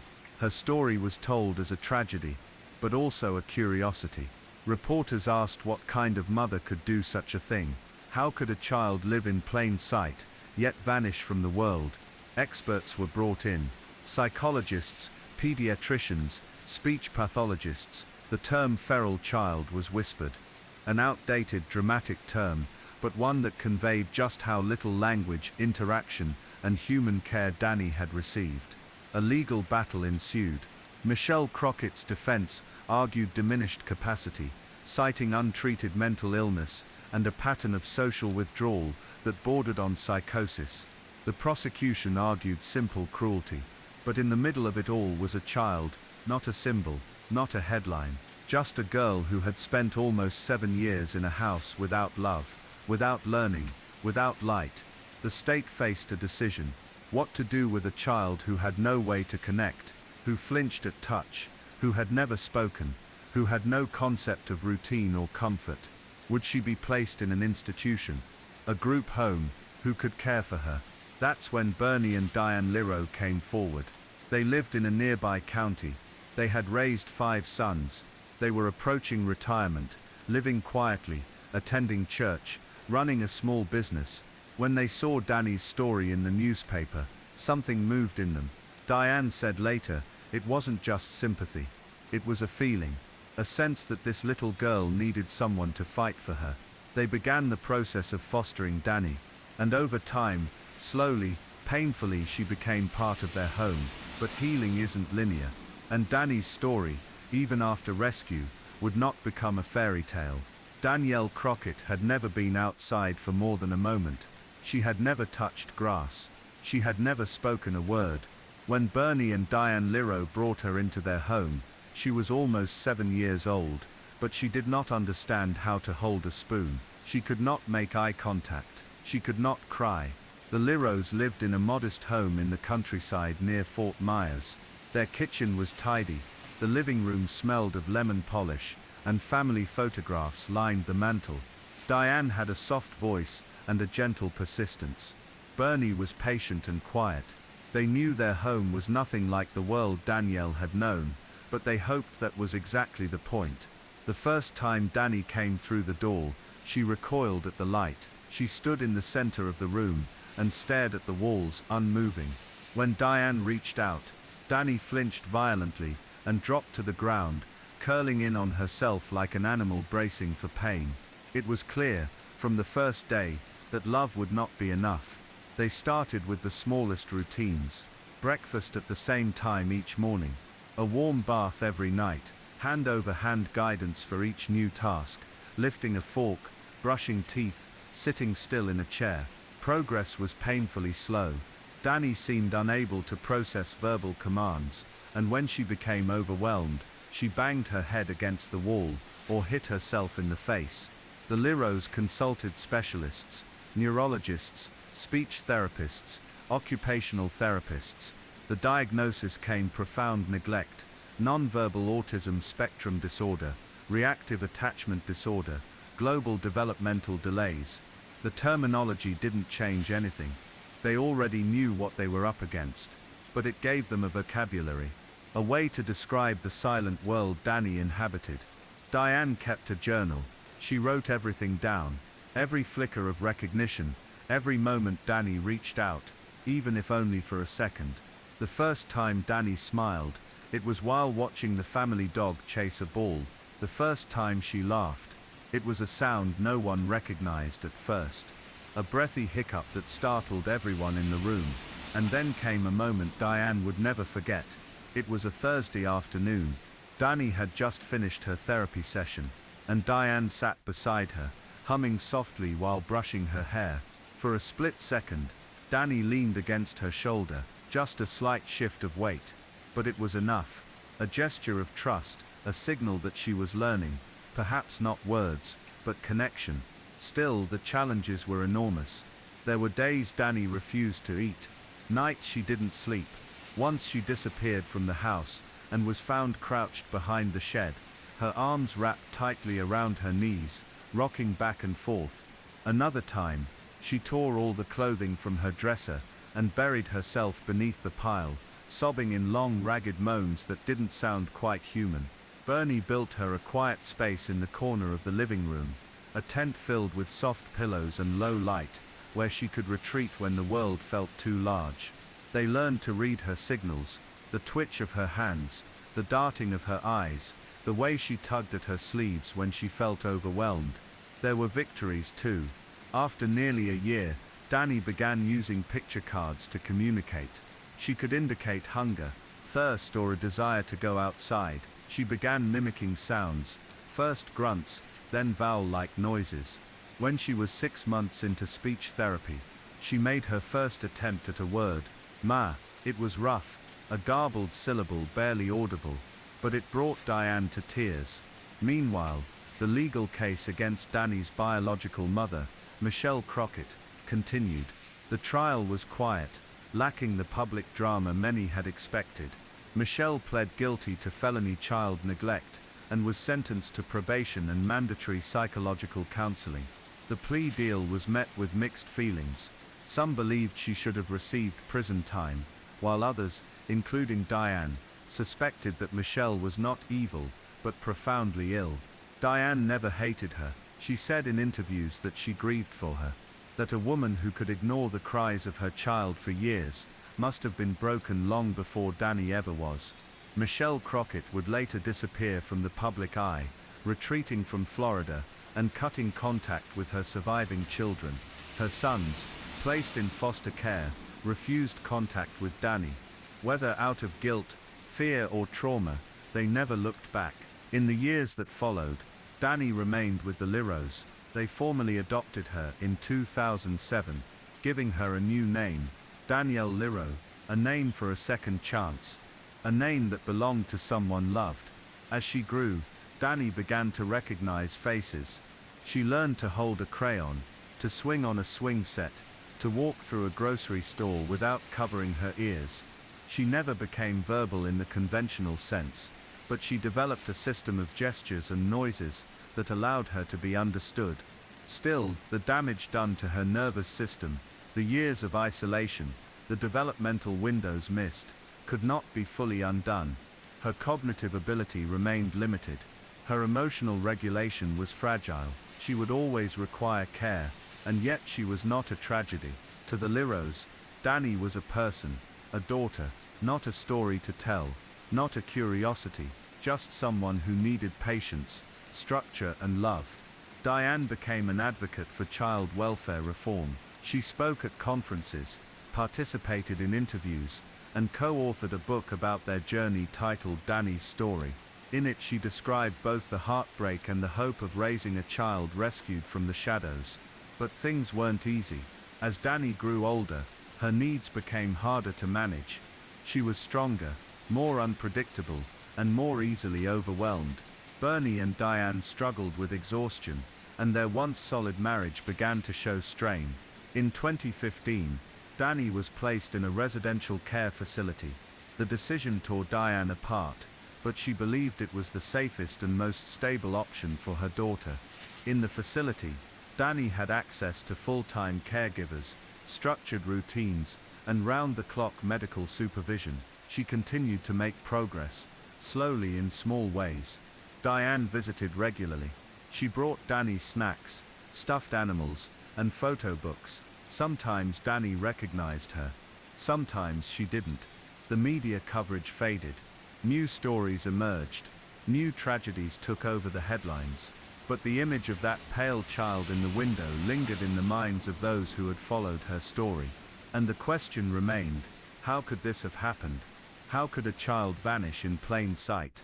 The answer, perhaps, lay in the silence between neighbors, in the assumptions we make about other people's homes, in the blind spots of overburdened systems, and the quiet despair of untreated mental illness.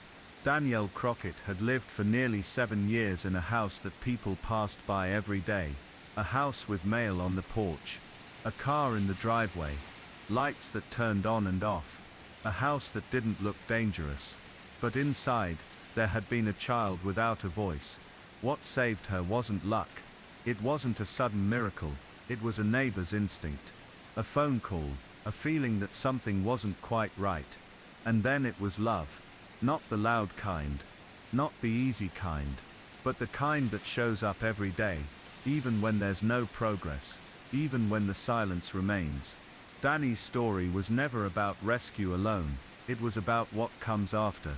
The long aching work of rebuilding a life from the inside out. And even though she may never tell her own story in words, Danny speaks in her own way, through gestures, through smiles, through presence. She is not the girl in the window anymore. She is not hidden, she is not alone, she is seen. By the time Danielle Liro turned 15, her world had narrowed to a series of quiet rooms, familiar faces, and carefully maintained routines.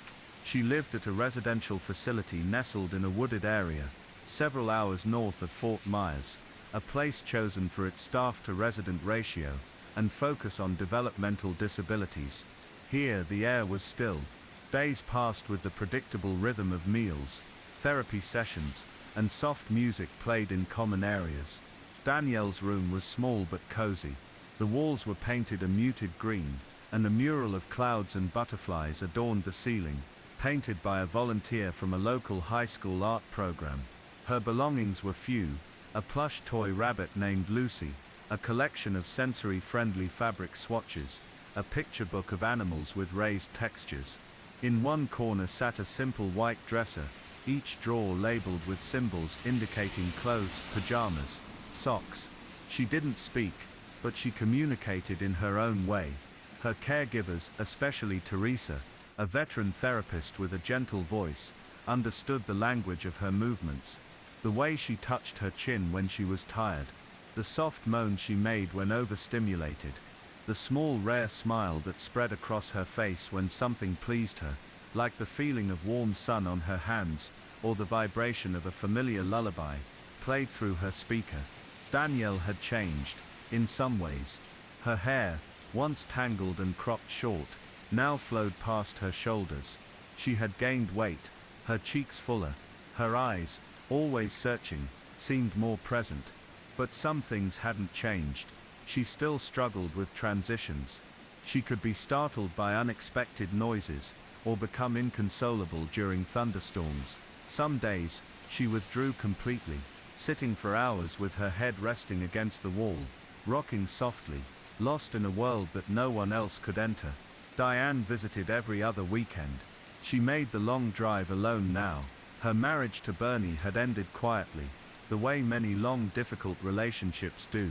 The stress of raising a child with profound needs, paired with years of unspoken emotional fatigue, had hollowed the marriage until it cracked. They had loved each other, but sometimes love isn't enough when life keeps asking for more. Diane never blamed Bernie, and Bernie never stopped checking in. But their paths diverged, and it was Diane who continued forward, holding on to the rhythm of those weekend visits like a lifeline. Each time she arrived, she brought a small gift, something new to engage Danielle's senses. A set of textured balls, a new plush toy, once a jar of lavender-scented lotion, which Danny unexpectedly reached for, pressing it to her cheek and breathing in with a soft sigh. Diane sat beside her for hours during those visits. She read aloud from picture books, even though she wasn't sure if Danny listened. She hummed songs from the past. Sometimes Danny leaned against her shoulder. Those moments were rare, but they were real. Outside of those weekends, Diane kept herself busy. She gave talks at schools and community centers about child abuse prevention, about recognizing the signs that had been missed in Danielle's case. She sat on advisory panels for social services reform, pushing for better funding, clearer mandates, and cross-agency communication. And at night, she still kept a journal. It was filled now with reflections, worries and pages addressed to Danny that would never be read. There was one question that haunted her more than others. What would happen when she was gone? Danielle's care required structure, patience and resources, not just now, but for the rest of her life. Diane had seen too many cases, where adults with profound disabilities were bounced between underfunded group homes, their lives reduced to shadows of what they had once known. She had hired an attorney to draft a trust, and appointed a guardian in the event of her death, but no paperwork could ease the ache of knowing she wouldn't always be there to protect Danny. And in the quiet moments, when the house was still and the news wasn't on, Diane sometimes allowed herself to remember what could have been, the child Danny might have become, the years lost in silence, but she didn't dwell on it for long, because Danielle was still here, and that mattered. The staff at the facility adored her.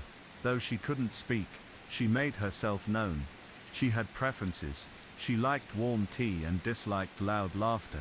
She enjoyed being outside, but hated wind. She loved the feel of clean laundry, and the smell of apples. She bonded most with animals. The therapy dog, Scout, often rested his head in her lap during group activities, and Danny would stroke his ears for as long as he'd let her. Teresa, the lead therapist, said Danny had more awareness than most people realized, that she tracked familiar voices, that she noticed new shoes or haircuts, that she watched, always watched, even if she didn't engage. There was one moment that caught everyone off guard. It was early autumn. The trees outside the facility were just beginning to turn, their edges dusted with gold. Danielle had been unusually calm that week, her behaviors regulated, her routine steady.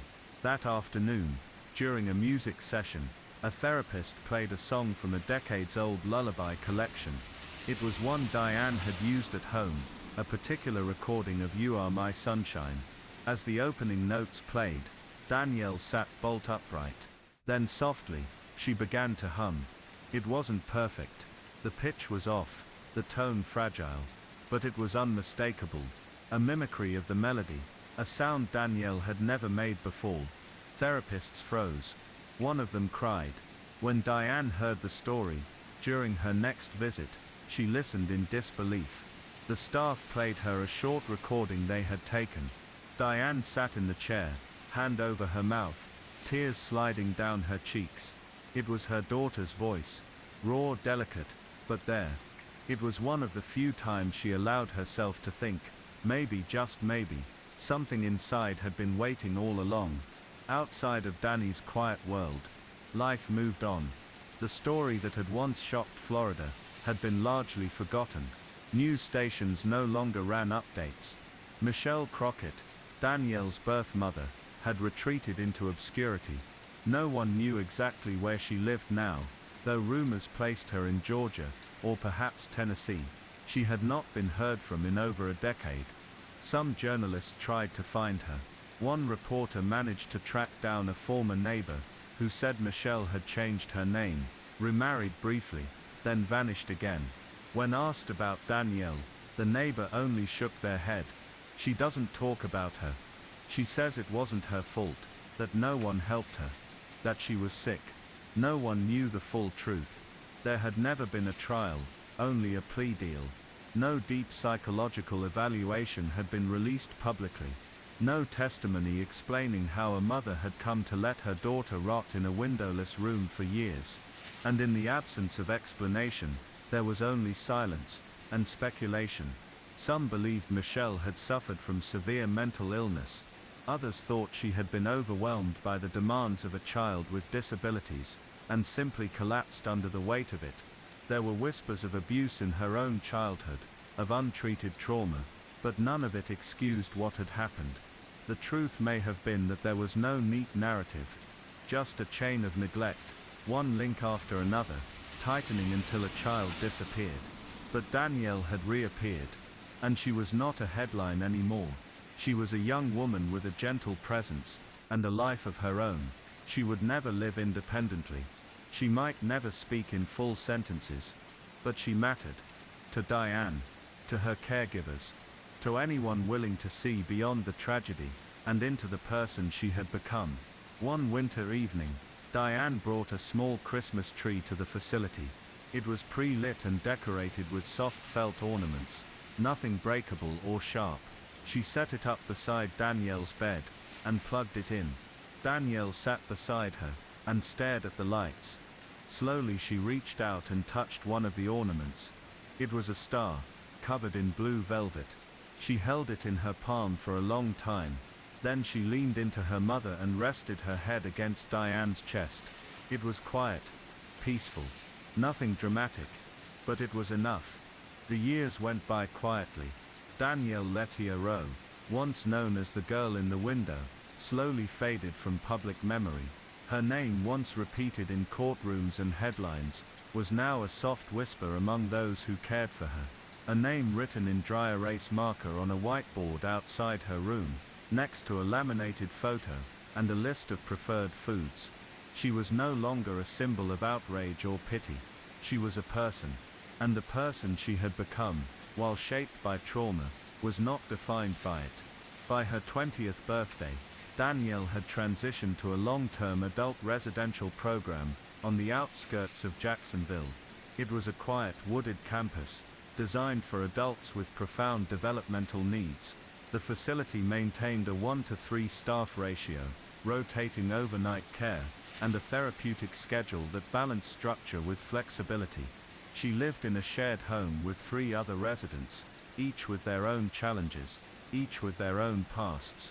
Her room overlooked a garden of native wildflowers, and most mornings she sat by the window, fingers brushing the pane, eyes trained on the outside world.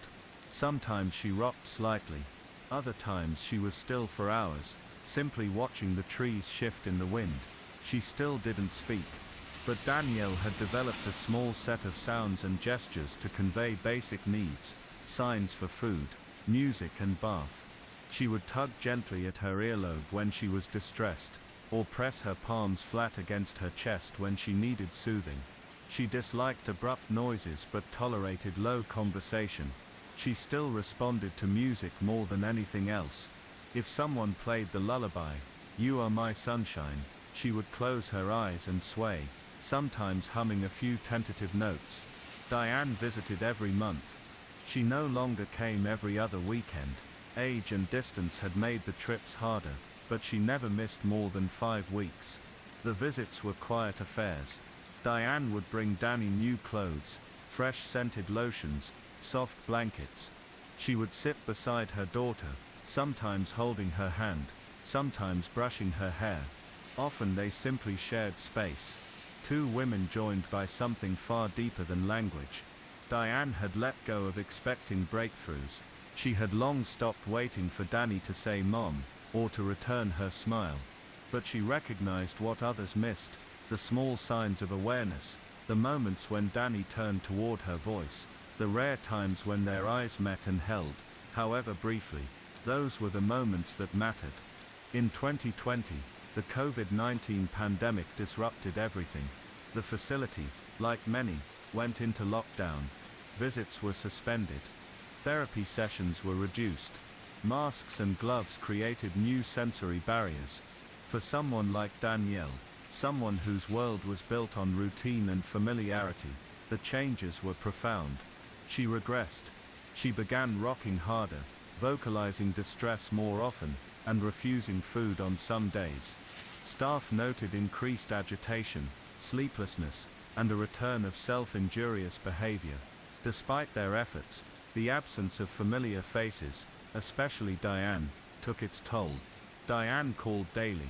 Sometimes the staff held up a tablet for a video call, though Danny rarely looked at the screen. But Diane kept trying. She read aloud through the speaker, told her stories, sang softly, and when restrictions finally lifted after many long months, Diane was the first visitor through the gate. She found Danny thinner, paler. Her hair had been trimmed, her clothes loose. But when Diane sat beside her, and started humming their familiar lullaby, something shifted. Danny leaned in, just slightly, her fingers brushing Diane's arm. That night, she slept soundly for the first time in weeks. Recovery was slow. In the years that followed, Danny regained some ground, but not all. Trauma, as Diane had come to understand, doesn't disappear. It imprints itself in the nervous system, in patterns of behavior, in the way a person responds to the world. Danny would always carry it. But she had also developed strength, silent, deep-rooted strength. She had survived more than most people could imagine. And somehow, amid the wreckage, she had learned to find peace in moments of stillness. She had learned to trust again, if only in pieces. By the time she was 25, Danny was one of the longest residing individuals in her facility. The staff changed around her, new nurses, new therapists, new aides, but she remained constant. Those who stayed long enough came to understand her patterns, her preferences. They spoke of her with reverence, even affection. "She sees more than we think," one caregiver once said. "She's in there. She just can't tell us how." Meanwhile, the world had moved on. Michelle Crockett, Danielle's biological mother, had never resurfaced. Her name no longer came up in searches. Some suspected she had changed her identity, others believed she had died. There was no closure, only the quiet knowledge that the system had failed once, and perhaps would again. The house in Plant City where Danielle had been found was long gone. After the initial media frenzy, the property was quietly demolished. A small dental office now stood in its place, its reception room bright with children's books and floral prints. No plaque, no memorial, just silence. Diane, now in her 60s, moved to a smaller home near Gainesville. She still worked part-time as an advocate, still gave occasional interviews, though less frequently. Her focus had narrowed to Danny, to making sure her daughter's world remained stable. She had named a successor guardian, updated her estate plans, and ensured a trust fund would cover care well beyond her own lifetime. But the ache never went away. There were nights when Diane would wake suddenly, breath caught in her throat, haunted by the image of that first encounter. Danny crouched in a corner, eyes vacant, the smell of rot and urine in the air. That room, with its soiled mattress and empty bowl, was burned into her memory. She had walked into hell that day, and pulled someone out. Not all the way, not into the world most people inhabit, but far enough that Dani could sit in a sunlit garden now, blanket in her lap, watching the leaves fall. One spring afternoon, a documentary crew asked to revisit Danielle's story. Diane declined. She had participated in one film years earlier, and it had left her drained. The producers had meant well, but the framing, the wide-eyed shock, the slow zooms, the haunting music, had turned her daughter's pain into spectacle. She didn't want that anymore. Danielle wasn't a story. She was a person who had suffered deeply and still bore the scars. A person who had been shaped by cruelty, but not entirely broken by it. A person who, in her own quiet way, had survived, and in that survival, there was something sacred. On Danielle's 26th birthday, Diane brought a cake to the facility. Chocolate, Danny's favorite. She also brought a box of small bells, each with a different tone. Danny had shown an interest in sound again, and one of her therapists had suggested trying tone recognition. When the bells were lined up on the table, Danielle reached for them immediately. She didn't ring them, she just touched them, one by one as if remembering. Then, slowly, she tapped two of them. The staff froze. It was the first time she had initiated patterned interaction in months. They took a video, not to share, but for Diane to keep. Later, after the cake had been eaten and the room cleared, Diane sat beside Danny and held her hand. The sun filtered through the blinds, casting soft light on their faces. For a long time, neither moved. Then, without prompting, Danielle placed her head on her mother's shoulder. It was a simple gesture. No one else saw it. No cameras captured it. But it was enough. It was everything. The Devil in Durham, North Carolina, October 27th, 2000. It was a grey, windless morning when officers first arrived at 1810 Cedar Street. The house was ordinary from the outside. 2 stories, colonial style, beige siding stained slightly from years of southern humidity. There were no signs of forced entry. No blood on the steps. No shattered glass or overturned furniture in the yard. But inside the house, things were not as they seemed. The call had come in from a neighbor shortly after dawn. She hadn't heard screams. She hadn't seen a struggle. She simply noticed something wrong. The porch light, usually turned off at night, had stayed on. The morning newspaper still lay in the driveway, untouched, and the house, always quiet but never still, seemed frozen. No movement through the curtains, no doors opening, just silence. The woman who lived there, Kathleen Peterson, was known for her routines. a sharp dresser, sharp speaker, and widely respected across Durham's business and literary circles. She was also deeply social, a volunteer, a stepmother, a corporate executive. Silence didn't suit her. When the police entered, it took only minutes to find her. Kathleen was lying at the bottom of the back staircase, wearing shorts and a tank top, her body twisted and still. There was blood, an extraordinary amount of it, pooled beneath her head, streaked on the walls and smeared across several steps. Her arms were splayed at awkward angles. One sandal was still on, the other several feet away. Michael Peterson, her husband, sat nearby in shock. His voice was flat and emotionless when he explained to the officers what had happened. She fell down the stairs, he said. She was drinking, maybe she tripped, but something about the scene didn't match. Kathleen's injuries, deep lacerations to her scalp, severe bruising to her face and hands, seemed too violent for a simple fall. The staircase itself was narrow and wooden, yes, but hardly steep, and the blood told its own story. Not a quick impact and collapse, but a prolonged chaotic struggle, multiple impacts. The kind of pattern that to trained eyes looked less like gravity and more like rage. Still, there was no murder weapon. No defensive wounds consistent with a knife or blunt object. No witnesses. No sign of another person in the house. Michael's story was simple. The two of them had shared a few drinks by the pool that night. Kathleen had gone inside first.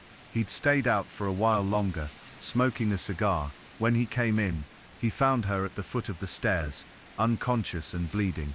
He called 911. He tried CPR. The dispatcher, however, noticed something odd. Michael had placed 2 calls to emergency services. In the first, at 2:40 a.m., he sounded distressed but in control, describing a fall. In the second, placed just 6 minutes later, he seemed more frantic, shouting, crying, contradicting his earlier account. It was as if, in the span of a few minutes, his sense of the situation had changed. Police, too, sensed something was wrong. They secured the home. A medical examiner was called. By morning, the case that had started as a possible accident had been recategorized. Suspicious death. The first whispers of murder had begun. Kathleen's death would soon become one of the most debated, dissected and mystifying criminal cases in modern American history. And at its center was a man who had spent years crafting a public image. Michael Peterson, the novelist, the family man, the war veteran, and who now stood accused of killing his wife in the very home they had made together. The Petersons, by all appearances, had the kind of life that drew admiration. Michael was a published author, known for his columns in the Durham Herald-Sun, and his fictional works based loosely on his time in the Marines. His books had earned modest success, and within the close-knit circles of Durham's arts community, he was respected. Charismatic, articulate, politically outspoken. Kathleen, meanwhile, had built her own career. She was a high-level executive at Nortel Networks, one of the largest telecom companies of the era. She managed complex teams, worked long hours, and remained deeply involved in civic life, sitting on boards, hosting charity events, mentoring younger women in the tech industry.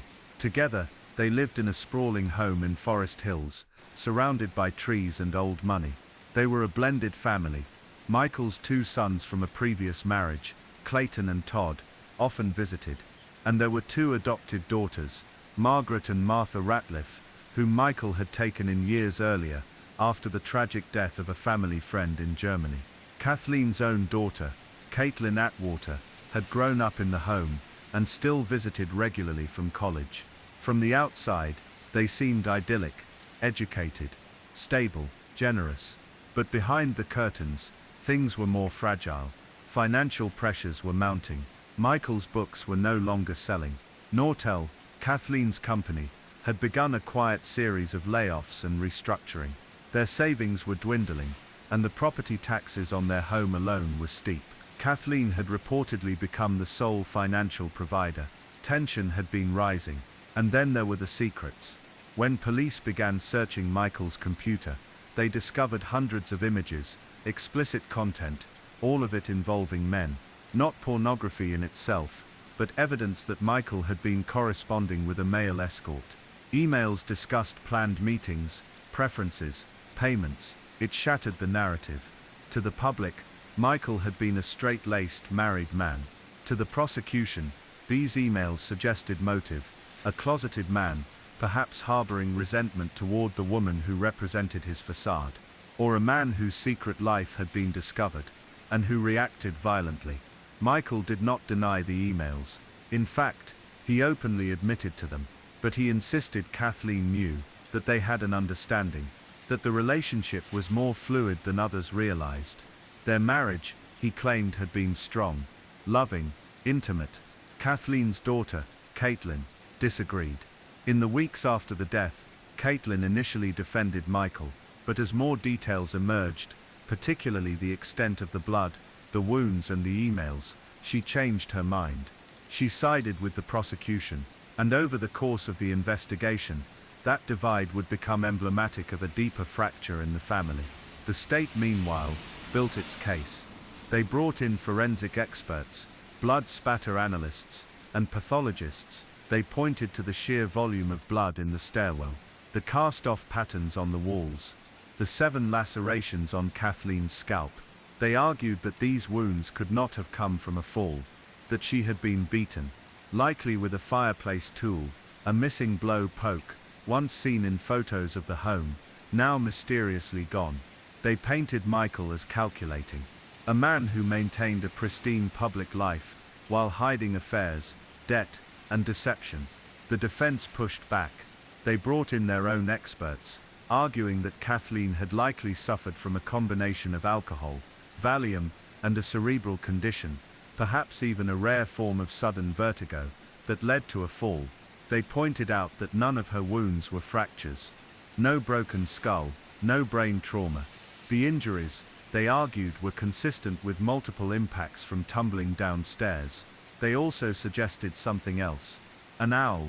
It sounded ridiculous at first, a wild theory, but a respected local attorney introduced the possibility: what if Kathleen had been attacked by an owl outside, fled inside in panic, bleeding, dizzy, and then collapsed on the stairs? The wounds, they argued, could match Talon's. Tiny feathers were later discovered in her hair, but the jury never heard the owl theory. It was never formally introduced at trial. In 2003, nearly 3 years after Kathleen's death, the trial began. It would last over 3 months. The courtroom was packed. Media crews hovered. And in the end, after days of deliberation, the jury returned with a verdict: guilty. Michael Peterson was sentenced to life in prison without parole. But that wasn't the end of the story. Not even close. Because what happened in the years to come, the twists, the revelations, the collapse of a key witness, would force the justice system to look inward, and would reopen the question that still haunts many: what really happened to Kathleen Peterson? When Michael Peterson entered the North Carolina Department of Corrections in 2003, he was 59 years old. The man who had once been a fixture of Durham society now wore the muted beige of a convicted felon. The courtroom had emptied. The cameras had gone. Kathleen was buried. And in many ways, Michael was buried too, alive, but entombed by a system that had weighed the evidence and decided his guilt. But even behind prison walls, his story was not yet finished. Michael's appeal process began almost immediately. His legal team, though shaken by the conviction, remained convinced of his innocence. They believed the state had leaned too heavily on speculative motive and flawed forensic testimony. They pointed to the blood pattern expert, Duane Deaver, as a key concern. His confident assertions that the blood spatter indicated a beating, not a fall, had been central to the prosecution's case. But how reliable was that analysis? Years would pass before that question found a disturbing answer. Meanwhile, on the outside, the case continued to attract attention. In 2004, a French documentary team, led by filmmaker Jean-Xavier de Lestrade, released a documentary titled The Staircase, offering an intimate look at Michael's trial and defense. The series didn't proclaim guilt or innocence, but it invited viewers into the small, private world of a family navigating the aftermath of violent death and legal warfare, and it raised new questions for the public, even as the justice system stood firm. For Michael, prison life was quiet but cruel. He spent much of his time reading, writing letters, and reflecting on the case that had upended his life. His children, Todd, Clayton, Margaret and Martha, stood by him. Caitlin Atwater, Kathleen's daughter, remained resolute in her belief that he had murdered her mother. The rift between them was complete, and in many ways, symbolic. The case had become a chasm. You were either with Michael or against him. There was no neutral ground left, but in 2010, something happened that would shake the foundation of the state's case. An investigation into the State Bureau of Investigation (SBI) uncovered troubling practices in the blood analysis division, specifically in the work of Duane Deaver, the prosecution's star witness during Michael's trial. A review by the Attorney General's office revealed that Deaver had misstated or withheld evidence in multiple cases. In fact, over 30 cases involving Deaver were called into question. He had exaggerated his qualifications. He had manipulated test results. And in Michael's case, he had made declarations about blood evidence that couldn't be scientifically verified. The implications were staggering. Michael's defense filed a motion for a new trial, arguing that the original conviction had been based in part on tainted forensic evidence. In December 2011, after serving more than 8 years in prison, Michael Peterson was granted a new trial. The judge ruled that Deaver's testimony had been misleading and unreliable. Michael was released from prison and placed under house arrest while awaiting retrial. It was a seismic shift. Kathleen Peterson was still dead.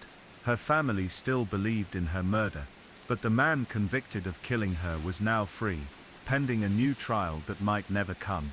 The legal landscape had changed, and the passage of time had blurred the edges of everything. In the years that followed, both sides prepared for the possibility of a second courtroom battle, but something quieter was happening too. A reckoning, a slow, mournful re-examination of a death that no one could explain with certainty. There was no smoking gun, no clear weapon, no confession, just a woman at the bottom of a staircase, a man with secrets, and a house that had become a symbol. The owl theory, once ridiculed, gained a strange credibility in some circles. Lawyer and neighbor T. Lawrence Pollard had first proposed the idea back in 2008. He believed Kathleen had been attacked by a barred owl outside the house, an uncommon but possible scenario. The theory gained traction when it was revealed that tiny owl feathers and a sliver of tree bark were found tangled in Kathleen's hair. Her hands also showed wounds consistent with defensive actions. But to law enforcement and prosecutors, the theory remained too speculative. There was no proof, just ambiguity, and in that ambiguity, Michael Peterson lived. In 2017, after years of legal motions, delays and public debate, Michael agreed to enter an Alford plea to the charge of manslaughter. Under this rare legal maneuver, a defendant maintains his innocence while acknowledging that the state has enough evidence to convict. It is not an admission of guilt, but it carries the weight of a conviction. Michael was sentenced to time served. He walked out of court a free man, no longer an accused murderer, but not exonerated either. A ghost in the eyes of the law, both guilty and not, both punished and spared. Kathleen's family was devastated by the plea. Caitlin, now a mother herself, expressed deep sorrow that her mother's death would never see full justice. But the case had become a closed loop, evidence contaminated, memories blurred, narratives corrupted by time. Michael returned to life outside of prison quietly. He no longer lived in the Forest Hills home. It had been sold long ago, a place too soaked in tragedy to remain untouched. He moved into a modest apartment in Durham, and lived in solitude, largely estranged from public life. But the questions lingered. What kind of man was Michael Peterson? His defenders saw him as a victim of media frenzy, prosecutorial overreach, and faulty forensic science. They pointed to the lack of a weapon, the absence of motive beyond vague conjecture, and the internal consistency of his account. They spoke of his devotion to his children, his steady behavior in prison, his refusal to cast blame even as the system turned against him. His critics saw a narcissist, a man who had built his life on appearances, loving husband, respected writer, war hero, but beneath that, had secrets and a capacity for manipulation. They argued that Kathleen may have confronted him about the escort emails, that a fight had broken out, that he had snapped, that the staircase, so ordinary, had become the site of something primal. But there was a third view too, a quieter one, that this case, so dramatic, so televised, so dissected, was not about certainty at all, that it exposed the limits of the justice system, the fragility of evidence, and the complexity of human relationships. Kathleen's body could not tell the full story. Neither could Michael's face. There was no camera in the staircase that night. No eyewitness. No one but them. The final image of Kathleen, crumpled on the floor, blood on the walls, silence above, was all that remained, and whatever truth lay inside that image had been obscured by time, opinion, and the law's imperfect tools. Even as Michael continued to deny guilt, he admitted one thing in later interviews. "I've lost everything," he said. He had. His wife, his home, his freedom, his name. What he never lost, however, was the ambiguity, the sliver of doubt, the whisper that maybe, just maybe, he was telling the truth, or part of it, or none of it. And so the question remains, was Kathleen Peterson the victim of a violent premeditated murder, or was she the victim of something more elusive, a fall, a strange animal attack, a freak accident that only looked like violence? The house is still there, on Cedar Street. Another family lives in it now. The staircase has been refinished, the walls repainted, but on quiet nights, when the wind moves through the trees and the porch light flickers, it's easy to imagine how it looked on that October night. A life interrupted, a marriage silenced, and a story that even now refuses to find its end. In the quiet years after his release, Michael Peterson remained a shadow in the town where his name once stirred headlines. Durham had moved on in the way towns do. Gradually, then all at once, new neighbors filled old houses. The courthouse walls absorbed fresh tragedies. But for some, the story of Kathleen's death had never ended. It clung to the town like humidity, settling into conversations in grocery lines, whispered across church pews, resurfacing with every rerun of the staircase. For Michael, there was no going back to anonymity. He had become something else, an enigma molded by suspicion, defense, contradiction, and even as the legal system closed his case with an Alford plea, the court of public opinion remained wide open. After the plea in 2017, Michael moved into a modest two-bedroom apartment near Duke University. It was a far cry from the sprawling Forest Hills mansion that had once echoed with the laughter of children, late dinners with Kathleen, and the quiet comfort of domestic life. Now, his days were quiet and solitary. He no longer wrote books, gave interviews, or offered public commentary on the case. His social circle dwindled. His health began to falter. Age, grief, and public scrutiny weighed heavily. But inside his apartment, surrounded by faded photographs and legal binders he no longer opened, Michael held on to a version of the truth only he could articulate. He still claimed he had not killed Kathleen. He acknowledged that their marriage was not without complication, but denied it was violent. He acknowledged his bisexuality and his history of extramarital encounters, but rejected the notion that Kathleen had discovered them that night, or that it had led to rage. He had answers, carefully prepared over years of interviews and interrogations, but the truth, in this case, seemed to have retreated beyond reach. Those closest to the couple remembered a different picture. Kathleen's co-workers at Nortel recalled her stress in the final months of her life. The telecommunications giant had been experiencing deep financial trouble, and layoffs loomed. As a high-level executive, Kathleen had been working long hours, carrying pressure she rarely spoke about at home. Some suspected she knew she might lose her job. Others believed she had already been given the news. If so, she never told Michael.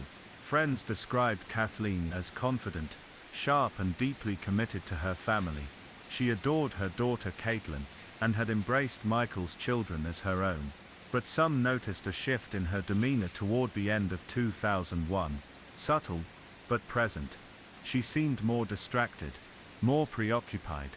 Whether it was work stress, marriage tension, or something unspoken, no one could say for sure. That was the nature of this case. Every detail had two interpretations. Every memory, two meanings. Even the blood, so much of it, refused to tell a definitive story. Crime scene photos revealed Kathleen's body surrounded by a wide fan of blood spatter, stretching up the walls and soaking the floor beneath her. The prosecution had argued that this pattern could not be explained by a fall, that the blood was consistent with repeated blunt force trauma. But defense experts contested that claim, saying that a combination of a fall, injuries to the scalp, and long survival time could explain the volume and pattern. It was never proven either way. Then there was the absence of a murder weapon. Police searched the house extensively, but found nothing definitive. The prosecution floated the idea that a blowpoke, a slender hollow fireplace tool, was the weapon. But when it was discovered in the garage months later, dusty but intact, it no longer fit the narrative. Still, jurors had been swayed by something deeper than forensics. They were moved by the sense that Michael was hiding something, that he had layers he had not been forced to reveal. And maybe that was true. In 1985, when Michael and his first wife lived in Germany, tragedy had touched his life in a way that would later feel eerily familiar. Elizabeth Ratliff, a close family friend and neighbor, was found dead at the bottom of her staircase. Michael had been the last person to see her alive. Her death was ruled accidental at the time, caused by a cerebral hemorrhage that led to her fall. But years later, during Michael's trial, the prosecution pushed for her body to be exhumed. A new autopsy, conducted in Texas nearly 2 decades after her death, concluded that Elizabeth had suffered injuries consistent with homicide.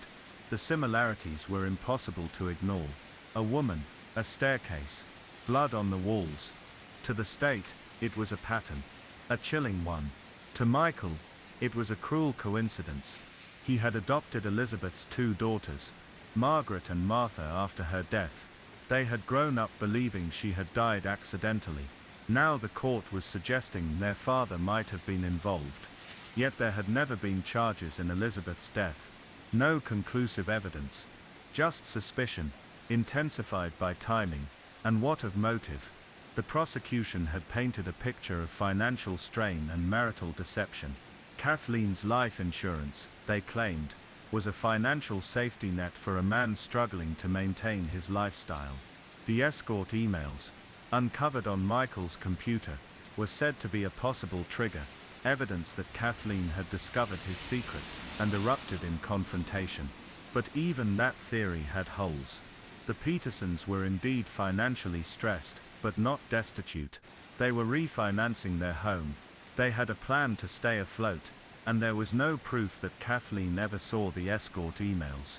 Still, the idea stuck. Like so many pieces of this story, it was not about proof, it was about what could be imagined, what could be made to seem true. After his release, Michael maintained a cautious relationship with the media. He granted occasional interviews, but often returned to the same themes. His innocence, the injustice of the trial, the enduring pain of losing Kathleen. He wrote a memoir, Behind the Staircase, recounting his experience in prison and reflecting on the case. It received modest attention, but reignited debate in true crime circles. To some, Michael was exploiting a tragedy for profit. To others, he was reclaiming his narrative. But there was no reclaiming Kathleen. Her death remained at the center of everything, an unanswered question wrapped in grief. Her daughter Caitlin never forgave Michael. She withdrew from the Peterson family almost immediately after Kathleen's death, distancing herself from the man she once called Dad. In public statements, she maintained her belief in his guilt. For her, the case was not a mystery. It was a tragedy with a known villain. The Peterson children, meanwhile, held to their belief in Michael's innocence. They had lived with him. They had known the marriage. They had seen the aftermath. For them, the idea that their father could be a killer was simply incompatible with the man they loved. The divisions were permanent. No family reunion would ever bridge them.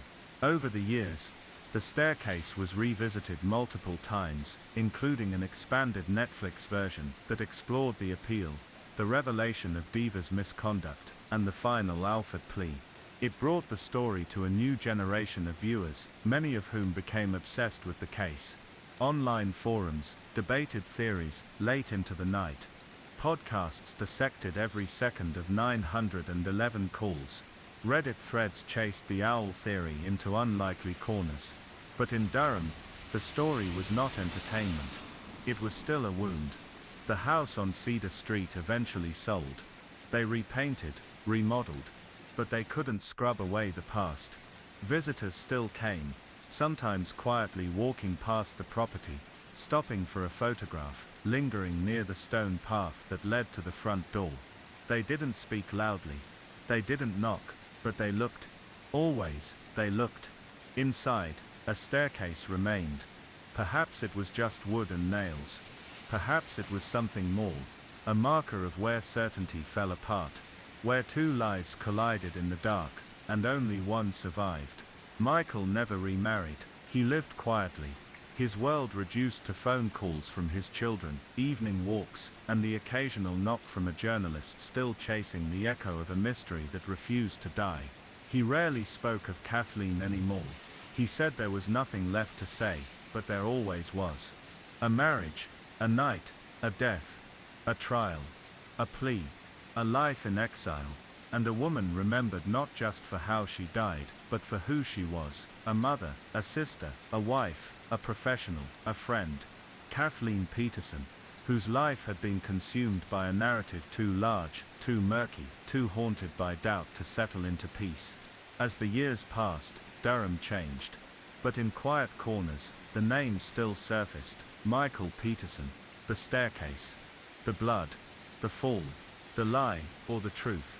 Whichever it was, it had left its mark. And it wasn't finished yet. Time softened many things in Durham, but not the shadow of the staircase. Kathleen Peterson had been gone for more than 2 decades now. Her death had stretched beyond the moment it occurred, beyond the courtroom drama, beyond Michael's release, and settled into a peculiar kind of limbo. She existed now in memory, in documentaries, in op-eds, in photos framed on mantles where the dust gathered too fast. But for those who had truly known her, she remained heartbreakingly real. A vibrant woman defined not by the way she died, but by the life she led before it. Still, the world rarely remembered her that way. She had become a figure in a true crime saga, immortalized in freeze frames and headlines. There were still arguments online, still podcasts speculating on her final moments, still strangers forming opinions, as if they had lived in her house, heard her voice, felt the silence when it vanished. For the public, Kathleen's legacy was forever tied to the mystery of her death. But for her family, it was simpler. It was about her laugh, her warmth, the way she'd nudge her daughter to eat something before school, how she stayed late at the office, but always made time for birthdays. Caitlin Atwater, her only daughter, had grown into adulthood with the weight of her mother's name pressing down on her. In the months following Kathleen's death, Caitlin had stood in support of Michael, believing him incapable of harming her mother. But as evidence mounted, her faith eroded. She severed ties with him, with his children, people she had once called family. When she testified against him in court, she was firm but visibly shaken. Her face bore the complicated grief of someone whose world had split in two. Years later, Caitlin moved out of state. She married, had children, and kept her distance from the media. She rarely gave interviews, and when she did, she spoke of her mother with care and caution. She said she didn't want her children to grow up with Kathleen as a cautionary tale, but as a legacy. Still, there was no undoing the story they'd inherited. Michael Peterson, on the other hand, grew older in relative obscurity. After his Alford plea in 2017, he retreated from public life almost entirely. Occasionally, he would appear in interviews, measured, weary, and still adamant about his innocence. He described prison as something that had hollowed him, something that lived inside him long after his release. He rarely left Durham, not because he felt rooted there, but because the outside world felt even more hostile than the town that had watched him fall. He survived on retirement checks and modest royalties from his memoir. His apartment was small, clean, and full of silence. Visitors were few. His remaining children still called, still visited on holidays. Margaret and Martha, Elizabeth Ratliff's daughters, had never wavered in their support for him. To them, the media, the court, the documentaries, all of it had twisted a man they knew intimately into someone unrecognizable. But others saw something different. In the years after the Alford plea, new scrutiny emerged, not from the legal system, which had closed its file, but from the world of citizen investigators, podcasters, and journalists. As true crime entered a cultural renaissance, the Peterson case became a foundational text. Its ambiguities, its twists, and its access made it endlessly revisitable. Among these amateur sleuths, a small but vocal group revisited the theory that Kathleen's death had been the result of an accident, only not the kind Michael had claimed. It was the owl theory. Initially dismissed as absurd, the theory had gained slow credibility among those who reviewed the forensic details with an open mind. According to this hypothesis, Kathleen had been attacked by a barred owl, a species common in North Carolina, while walking outside near the garage. The owl, disturbed or defensive, may have latched onto her scalp, causing the distinct lacerations noted in the autopsy. Disoriented and bleeding, Kathleen may have then stumbled into the house and up the staircase, before collapsing from blood loss and trauma. There were curious points in its favor. Clumps of feathers had reportedly been found in her hair, though they were not tested at the time. Her wounds were consistent with talon-like lacerations. Pine needles, which did not belong inside the house, were found clinging to her feet and hands. But the theory never made it into the trial. By the time it gained traction, the courtroom had already chosen its story. Either Michael was a murderer, or he was not. The idea that nature itself had played a role seemed too implausible, too cinematic, and yet as the years wore on, the owl theory refused to disappear. Not because it was definitive, but because it reminded people that truth in this case remained elusive, that perhaps the most publicized murder in Durham's history had not been a murder at all. Still, even the owl theory couldn't explain everything. It couldn't explain the coldness in Michael's early interviews. It couldn't explain his immediate refusal to perform CPR. It couldn't explain the lack of grief that some friends claimed to observe in the days following Kathleen's death. But it could perhaps explain why her injuries defied simple categorization. The case remained unsolved in the philosophical sense. Legally, it was closed. Practically, it lingered. There would be no new trials, no appeals. The law had spoken, and yet the story did not feel complete. Michael lived to see his name debated in college classrooms, true crime conventions, and legal textbooks. He was studied more than believed. Not hated exactly, but not trusted either. He occupied a strange cultural space, less a villain than a riddle. He died quietly in 2025, in his Durham apartment, following complications from a stroke. There was no major announcement. The news passed through online forums and was noted in the local paper, but no funeral was held publicly. His children released a short statement. Our father, Michael Peterson, passed away peacefully this week. We ask for privacy as we grieve. Caitlin did not comment. Her silence was its own kind of closure. The apartment was cleared within a month.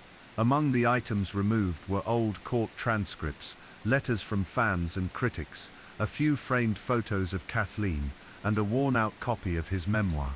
By then the house on Cedar Street had changed hands several times.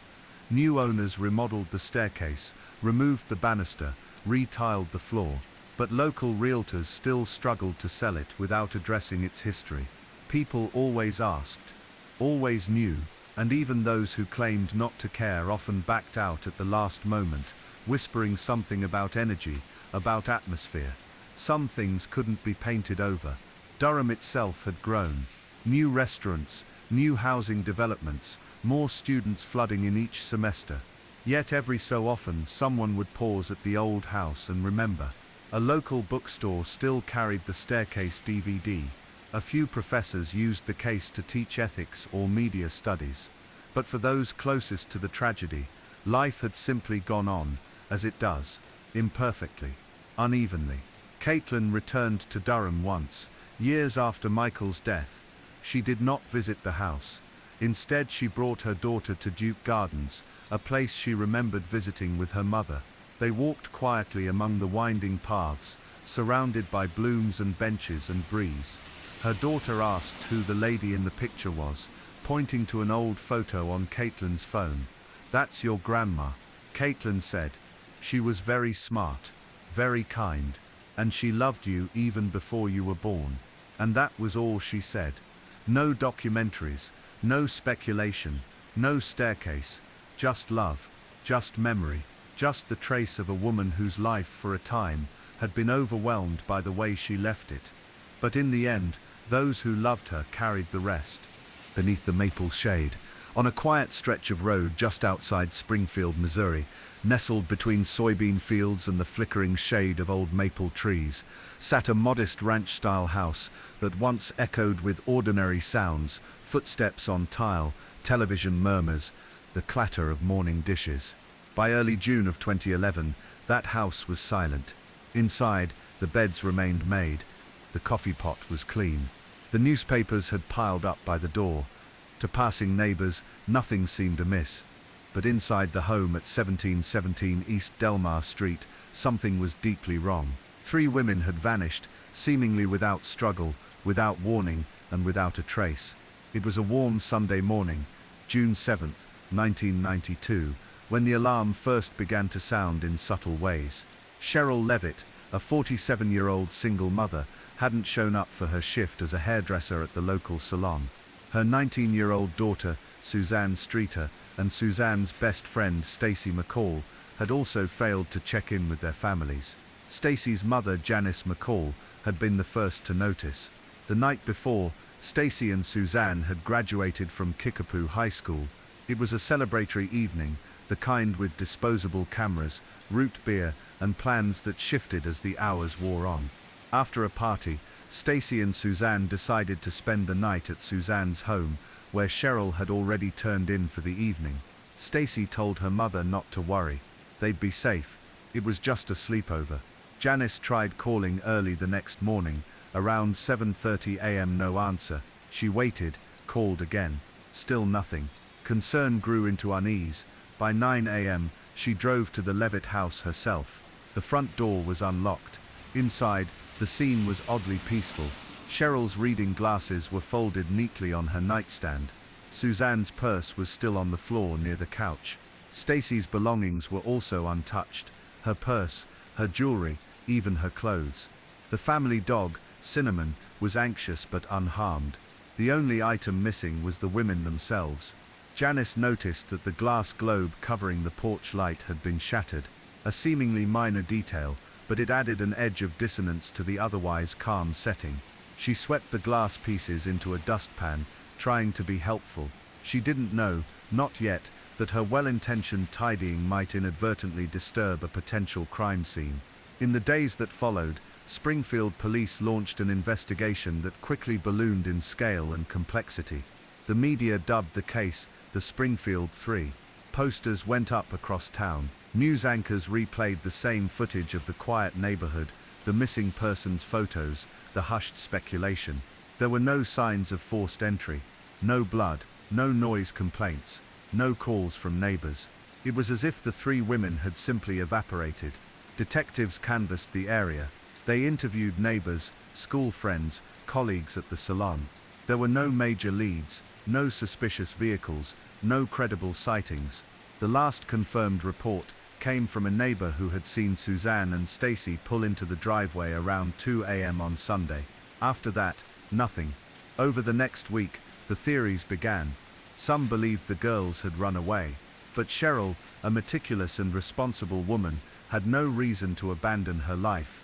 She was scheduled to show up at work. Her bank accounts were untouched. Her cigarette pack, which she never left without, was still on the nightstand. Others suspected an abduction, possibly by someone known to them. But how could 3 grown women be taken without a sound, without evidence of struggle, and what motive could tie them together? Even stranger were the reported prank calls. On the day they vanished, a message was left on the answering machine. The content of the message remains a source of confusion. Some described it as lewd, others said it contained a potential clue. It was deleted before investigators could hear it. Days turned into weeks. Volunteers searched fields, creeks, abandoned farmhouses, helicopters scanned forested areas. Psychics offered visions, tips flooded in from across the country. But nothing ever stuck. The town began to live with the absence, filling in the silence with myth. Then, in late July of 1992, an anonymous call came into the Springfield Police Department. The caller claimed to have critical information about the case. But during the transfer to a lead investigator, the call was disconnected. No name was given. No follow-up was possible. The call was never traced. In the months that followed, suspicion turned towards certain individuals. One of them was a convicted kidnapper named Robert Craig Cox. He had previously lived in Springfield and had a violent history. He claimed, cryptically, that he knew the women were dead and that their bodies would never be found. But he offered no concrete evidence. He refused to elaborate further, citing legal strategy. Cox had an alibi for the night in question, one provided by his girlfriend at the time, but years later, she recanted. She said he had asked her to lie. Still, the case remained circumstantial. No arrests were made. Cox was never charged in connection with the Springfield Three. The case sat like a cold breath over the town, each year pulling it further into legend. In 1997, the Levitt home was demolished and turned into a parking lot. For some, it was a practical decision. For others, it felt like an erasure. Janice McCall never gave up. She became the most visible face of the case, appearing on television, organizing awareness campaigns, visiting psychics, attending vigils. Her hope transformed over time, not necessarily for Stacy's return, but for an answer, a location, a why. She kept her daughter's room preserved for years, just in case. She changed her answering machine message periodically, speaking directly to Stacy. On what would have been Stacy's 21st birthday, Janice baked a cake and left a candle unlit.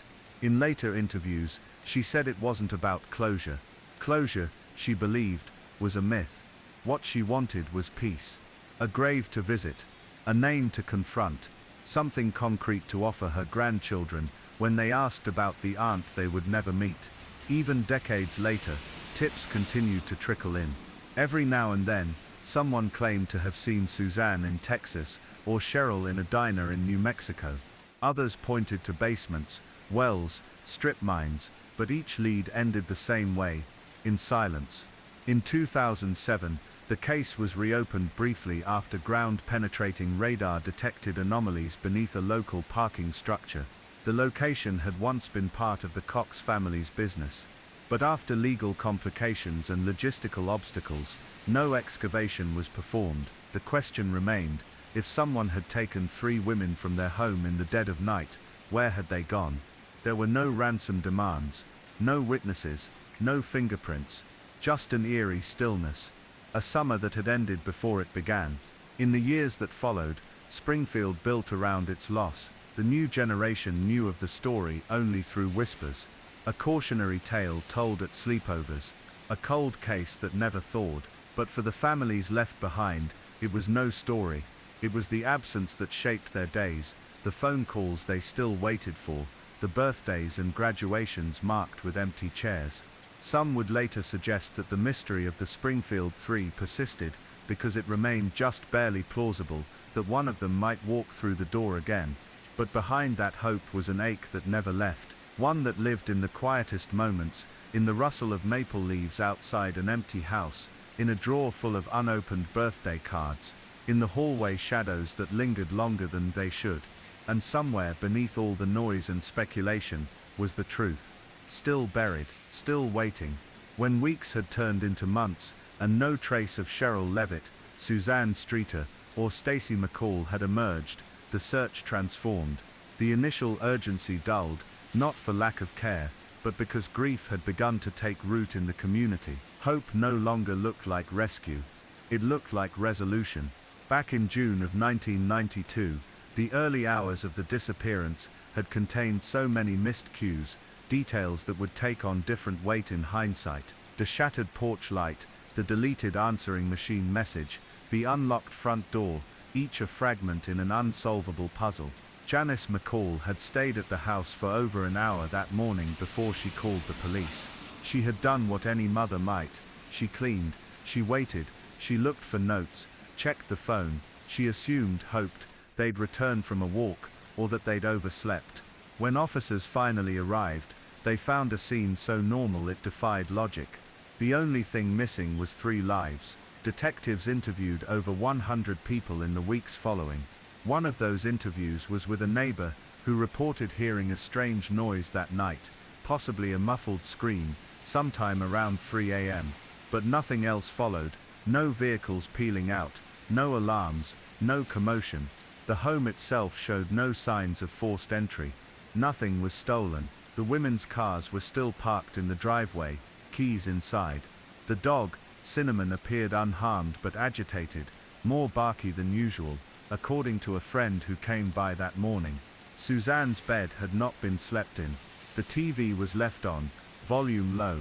The investigation stalled not because of lack of effort, but because of the precision of the crime. Whoever had entered that home had done so with care, leaving nothing behind. Not a fingerprint, not a drop of blood, not a single usable trace. One name kept resurfacing in the background: Robert Craig Cox. Cox had grown up in the area and had a long criminal record. He had served time for aggravated kidnapping and had once been a suspect in the 1978 murder of a 19-year-old in Florida. At the time of the Springfield disappearance, he was living in the area, working a job that placed him near the Levitt residence. He had even been interviewed by police early in the case, though at the time, his girlfriend had provided him an alibi for the night the women went missing. Years later, while incarcerated in Texas for an unrelated armed robbery, Cox made headlines when he told a reporter from the Springfield News Leader that he knew the 3 women were dead and claimed they were buried somewhere near Springfield. But he refused to elaborate. He offered no location, no method, no names, just a cryptic assurance that he would reveal everything when his mother passed away. When asked why that detail mattered, he gave no answer. His mother, still living at the time of that interview, refused to speak with authorities. Cox's statement forced investigators to circle back to old timelines. His original alibi was shaky. His girlfriend later recanted her statement, admitting he had instructed her to lie, yet without physical evidence, there was nothing to charge him with. Prosecutors wouldn't move forward on a confession so vague, it could have been fabricated or drawn from public knowledge. Years went by. The leads dried up. In 1997, a team from the Springfield Police Department, working with private contractors, used ground-penetrating radar to scan a concrete parking garage just a mile from the Levitt home. The tip came from a former employee at a local construction company who claimed to have seen suspicious activity during the early days of the investigation, workers pouring concrete late at night, around the time the women vanished. The radar showed 3 anomalies: disturbances in the soil consistent with graves, positioned side by side, beneath the surface. But the garage, privately owned, would not permit digging. There were no warrants issued. The location remains unsearched to this day. In 2002, the case was officially classified as inactive, not closed, but moved to the shelf. Cold case detectives continued to revisit it periodically, but with fewer resources and less attention. The local papers would run anniversary stories each June, detailing the facts, revisiting the mystery, offering quiet reflections on what had become Springfield's deepest wound. The case became a part of the town's identity. Tour guides mentioned it, students wrote reports on it, retired detectives gave interviews, yet none of it brought answers. For Janice McCall, The years were marked by rituals. She kept scrapbooks, voice recordings, newspaper clippings, and photographs of her daughter and her two friends. She organized candlelight vigils at the town square. She attended missing persons conferences, spoke to law enforcement panels, appeared on national talk shows. Her husband, Stacy's father, withdrew from the spotlight. The loss was too raw, too intimate for public grief. The couple eventually divorced, not from animosity, but from the silent devastation that had grown between them. Their paths diverged in sorrow. In the early 2000s, Suzanne's older brother, Bart Streeter, who had a complicated relationship with his sister, was considered a person of interest again. He had a troubled past, issues with alcohol and estrangement from both Suzanne and Cheryl at the time of their disappearance. But his alibi checked out, and no evidence ever tied him to the case. He faded from suspicion. Still, the whispers lingered. In a case without answers, suspicion becomes its own ecosystem. Neighbors watched one another. Rumors spread. Psychic hotlines made money from grieving families. False leads abounded. In 2007, a woman from Wisconsin called Springfield police claiming that a man who had done construction work on her home had confessed to killing the three women and burying them in a farmhouse basement. Investigators tracked down the man, searched the property, and found nothing.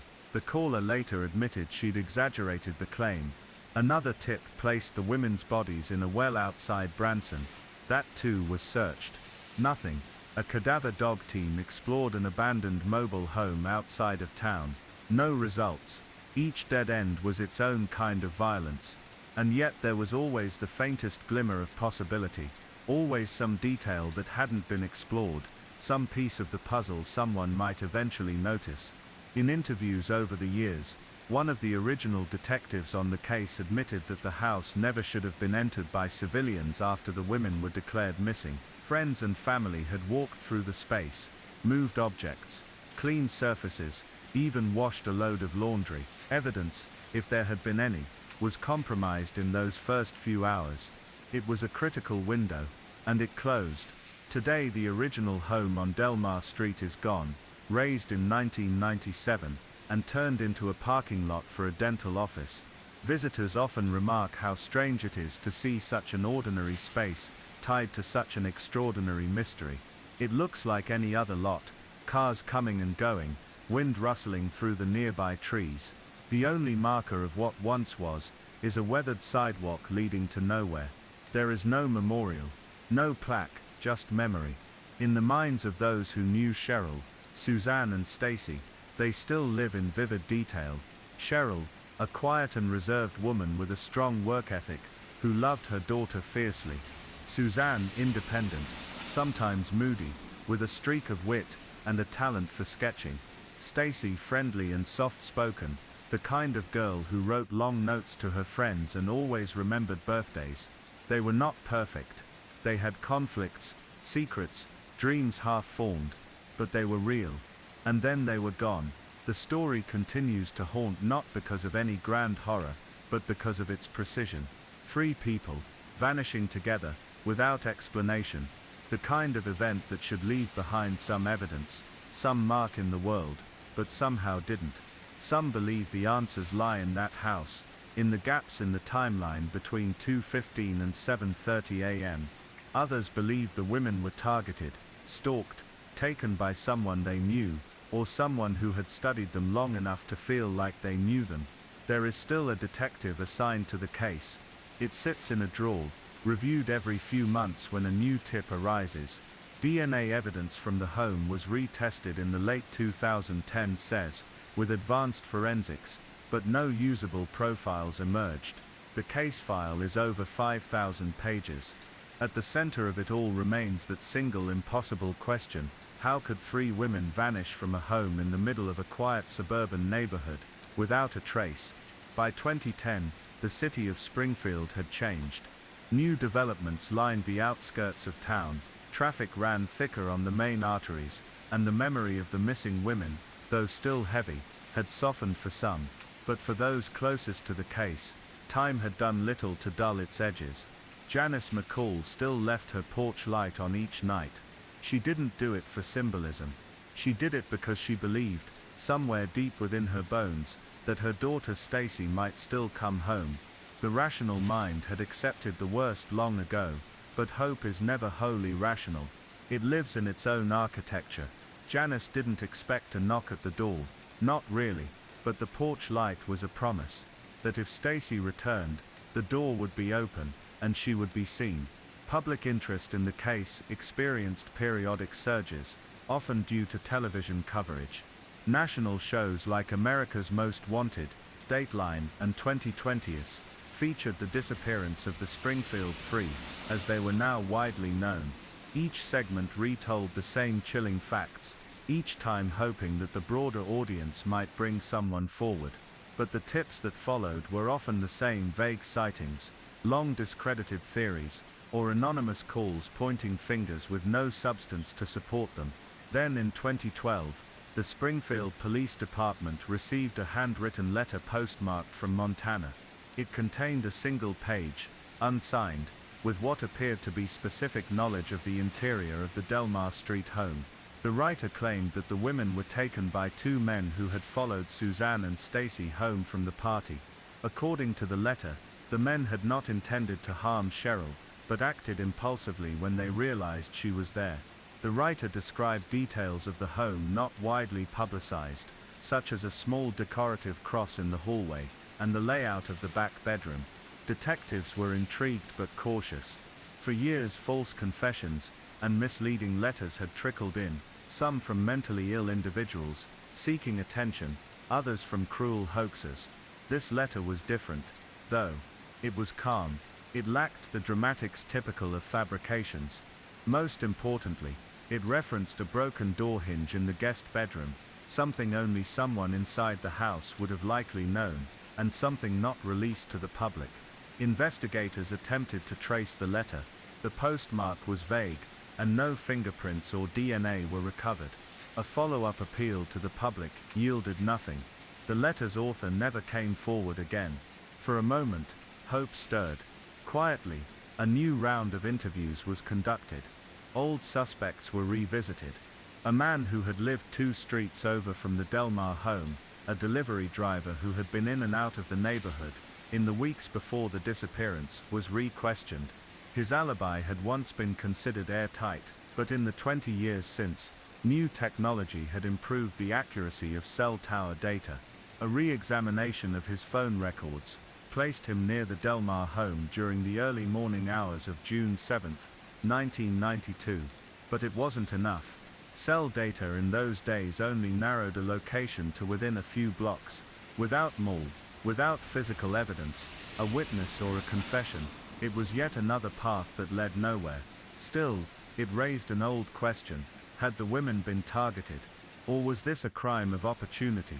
Many in law enforcement came to believe that the latter was more likely. Suzanne and Stacy were young, beautiful, and visible that night. The graduation festivities had kept them out late, and their original plan was to stay at a hotel after the party. At the last minute, they decided to return to Suzanne's home because it was quieter, more private. Only a few people knew about the change in plans. Unless, of course, someone had followed them. The drive from the graduation party to the Delmar Street house took about 15 minutes. It was just after 2 a.m. when they arrived. Neighbors heard no loud noises, no arguments. The house sat in a shaded part of the street, with large maples that obscured porch light from certain angles. A person could easily park nearby without drawing attention. The theory emerged that whoever entered the house did so between 2:15 and 3 o'clock a.m., before Cheryl went to bed. This would explain why her bed was undisturbed, and her clothes from that day were found folded on a chair.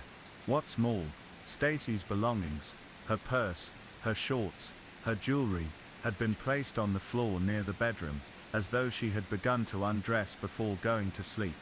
Some suggested that Stacy and Suzanne had been lured outside. Perhaps a knock at the door, a claim of car trouble, or a request for help.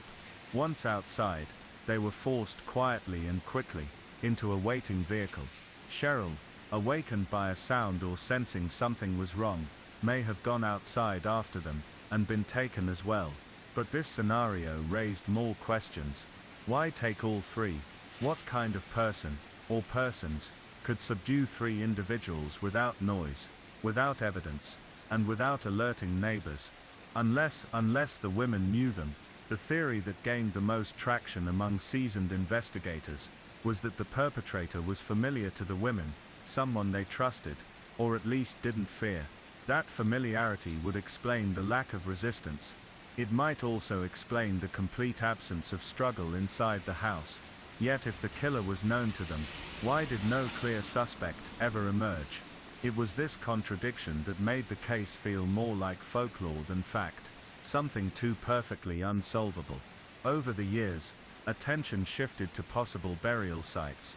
Rumors of bodies hidden in farmland, construction zones, old wells, and even underneath the parking lot of the Cox Hospital Surgical Center, formerly the site of a concrete company, were investigated.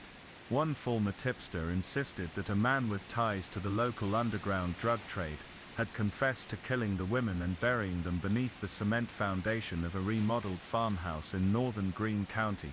Authorities searched the site with cadaver dogs and radar. Again, nothing, but some of the tips were too dangerous to ignore. In 2015, a retired detective from the original team revealed that there had been one suspect they were never able to fully investigate. A man who had worked in home repairs, had been in the neighborhood shortly before the disappearance, and who had a sealed juvenile record.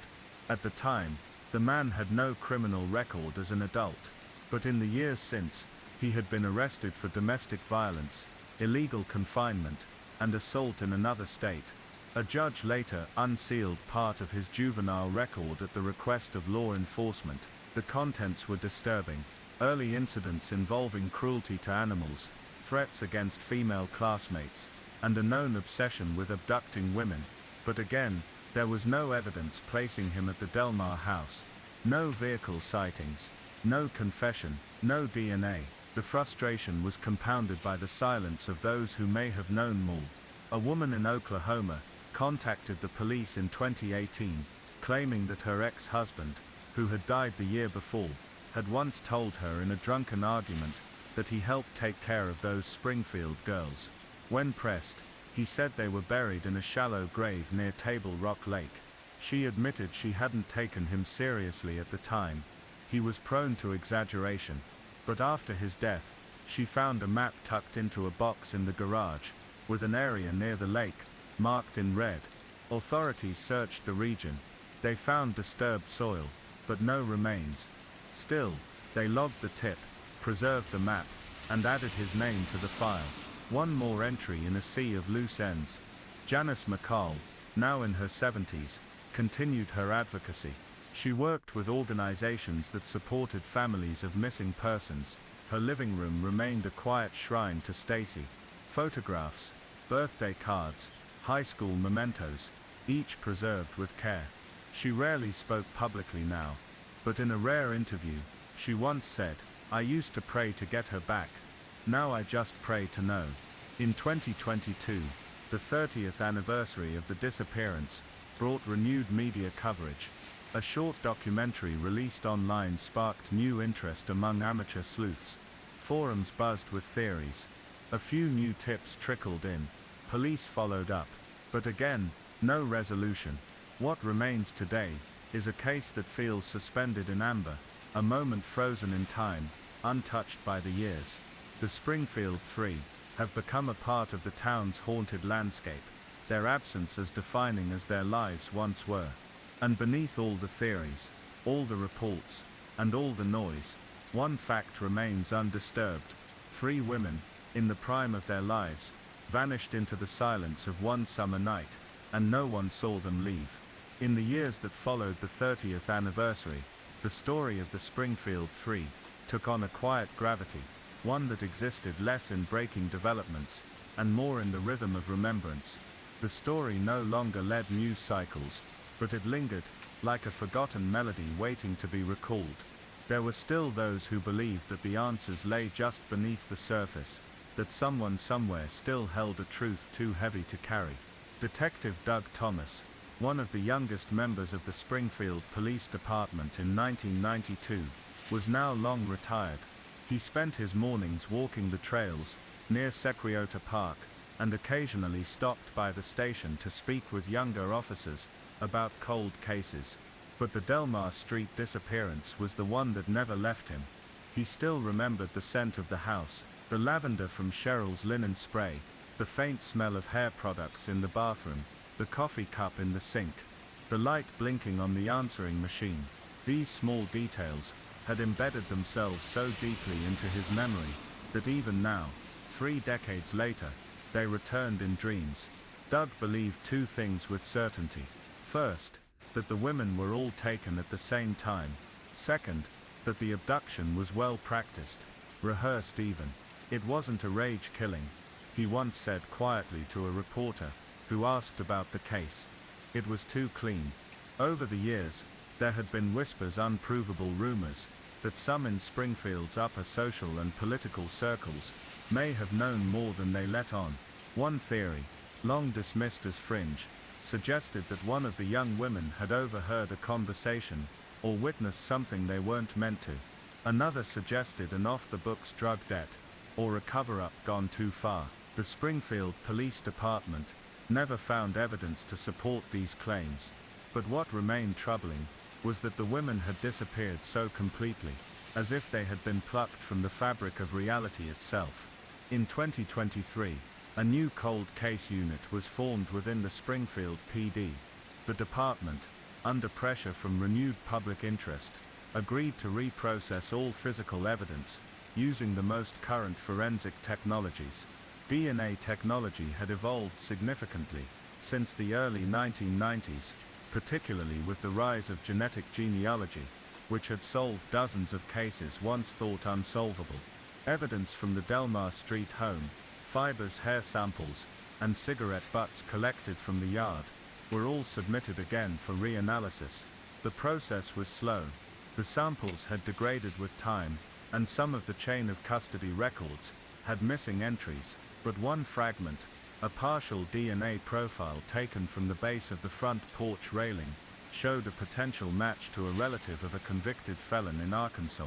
The man, now deceased, had once worked as a contractor in Springfield. In 1992, he had been living out of a trailer on the outskirts of town, and had done small construction jobs near the Delmar neighborhood. He had a history of burglary, and once served time for kidnapping a woman in a domestic dispute, though that charge had been pled down. Investigators traveled to Arkansas to speak with his surviving brother, who confirmed that the man had lived in Springfield during that summer, and had owned a white work van. He also remembered his brother once telling him about a weird house with 3 women that had been too good to be true. The language was vague. The brother claimed he didn't remember anything more, and denied knowledge of the women's disappearance. But investigators believed the lead was the most concrete in years. A deeper dive into the man's background revealed a disturbing pattern. He had been implicated, but never charged, in the disappearance of a young woman in Oklahoma in 1989. Her case bore similarities: a missing purse, an unmade bed, no sign of forced entry. The Springfield detectives obtained a court order to exhume the man's remains. From his bones, they were able to extract a full DNA profile, but when tested against the limited evidence from the Delmar house, there was no definitive match. Another dead end. Still, the process reinvigorated interest in forensic methods. Volunteers from the DNA Doe Project and private labs across the country offered their assistance. The department began cross-referencing their existing evidence with national databases of missing persons, hoping that something, somewhere, might connect, but no new link emerged. By 2024, the case files had grown to fill 8 full cabinets. The Delmar Street incident had generated more tips, leads, and follow-ups than any case in the department's history. But even with the advancements in technology, no arrest had ever been made. No bodies had ever been recovered. And the central question, what happened to Cheryl, Suzanne, and Stacy, remained unanswered. The house on Delmar Street had long since been sold. Its owners were aware of its history, but spoke little about it. They had repainted, renovated the inside, and changed the landscaping, But the bones of the house remained the same. Locals still drove past it slowly. Some avoided the street altogether. There was a melancholy attached to the property, not quite fear, but reverence, as if disturbing the silence would wake something best left buried. Some theorized that the women had been taken to one of the many caves surrounding Greene County. The Ozarks are riddled with underground passageways, some mapped, many not. The stone quarries, the riverbeds, the abandoned farmhouses scattered across the Missouri landscape, they were all places a body could be hidden, never to be found.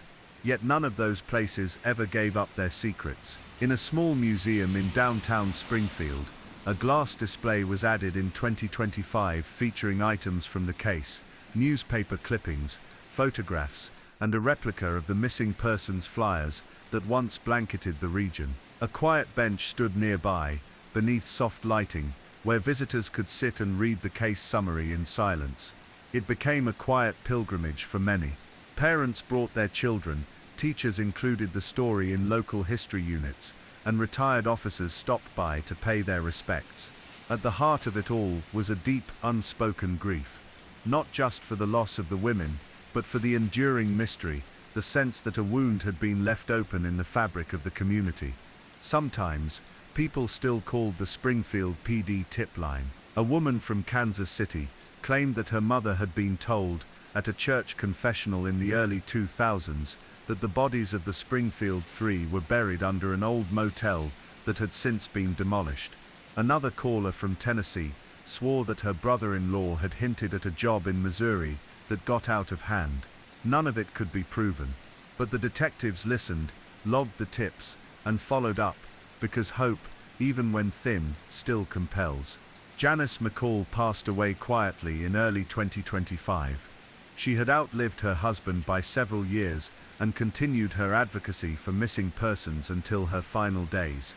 Her home, after her passing, was found to contain boxes of letters, tips she had printed from message boards, and calendars marked with anniversaries.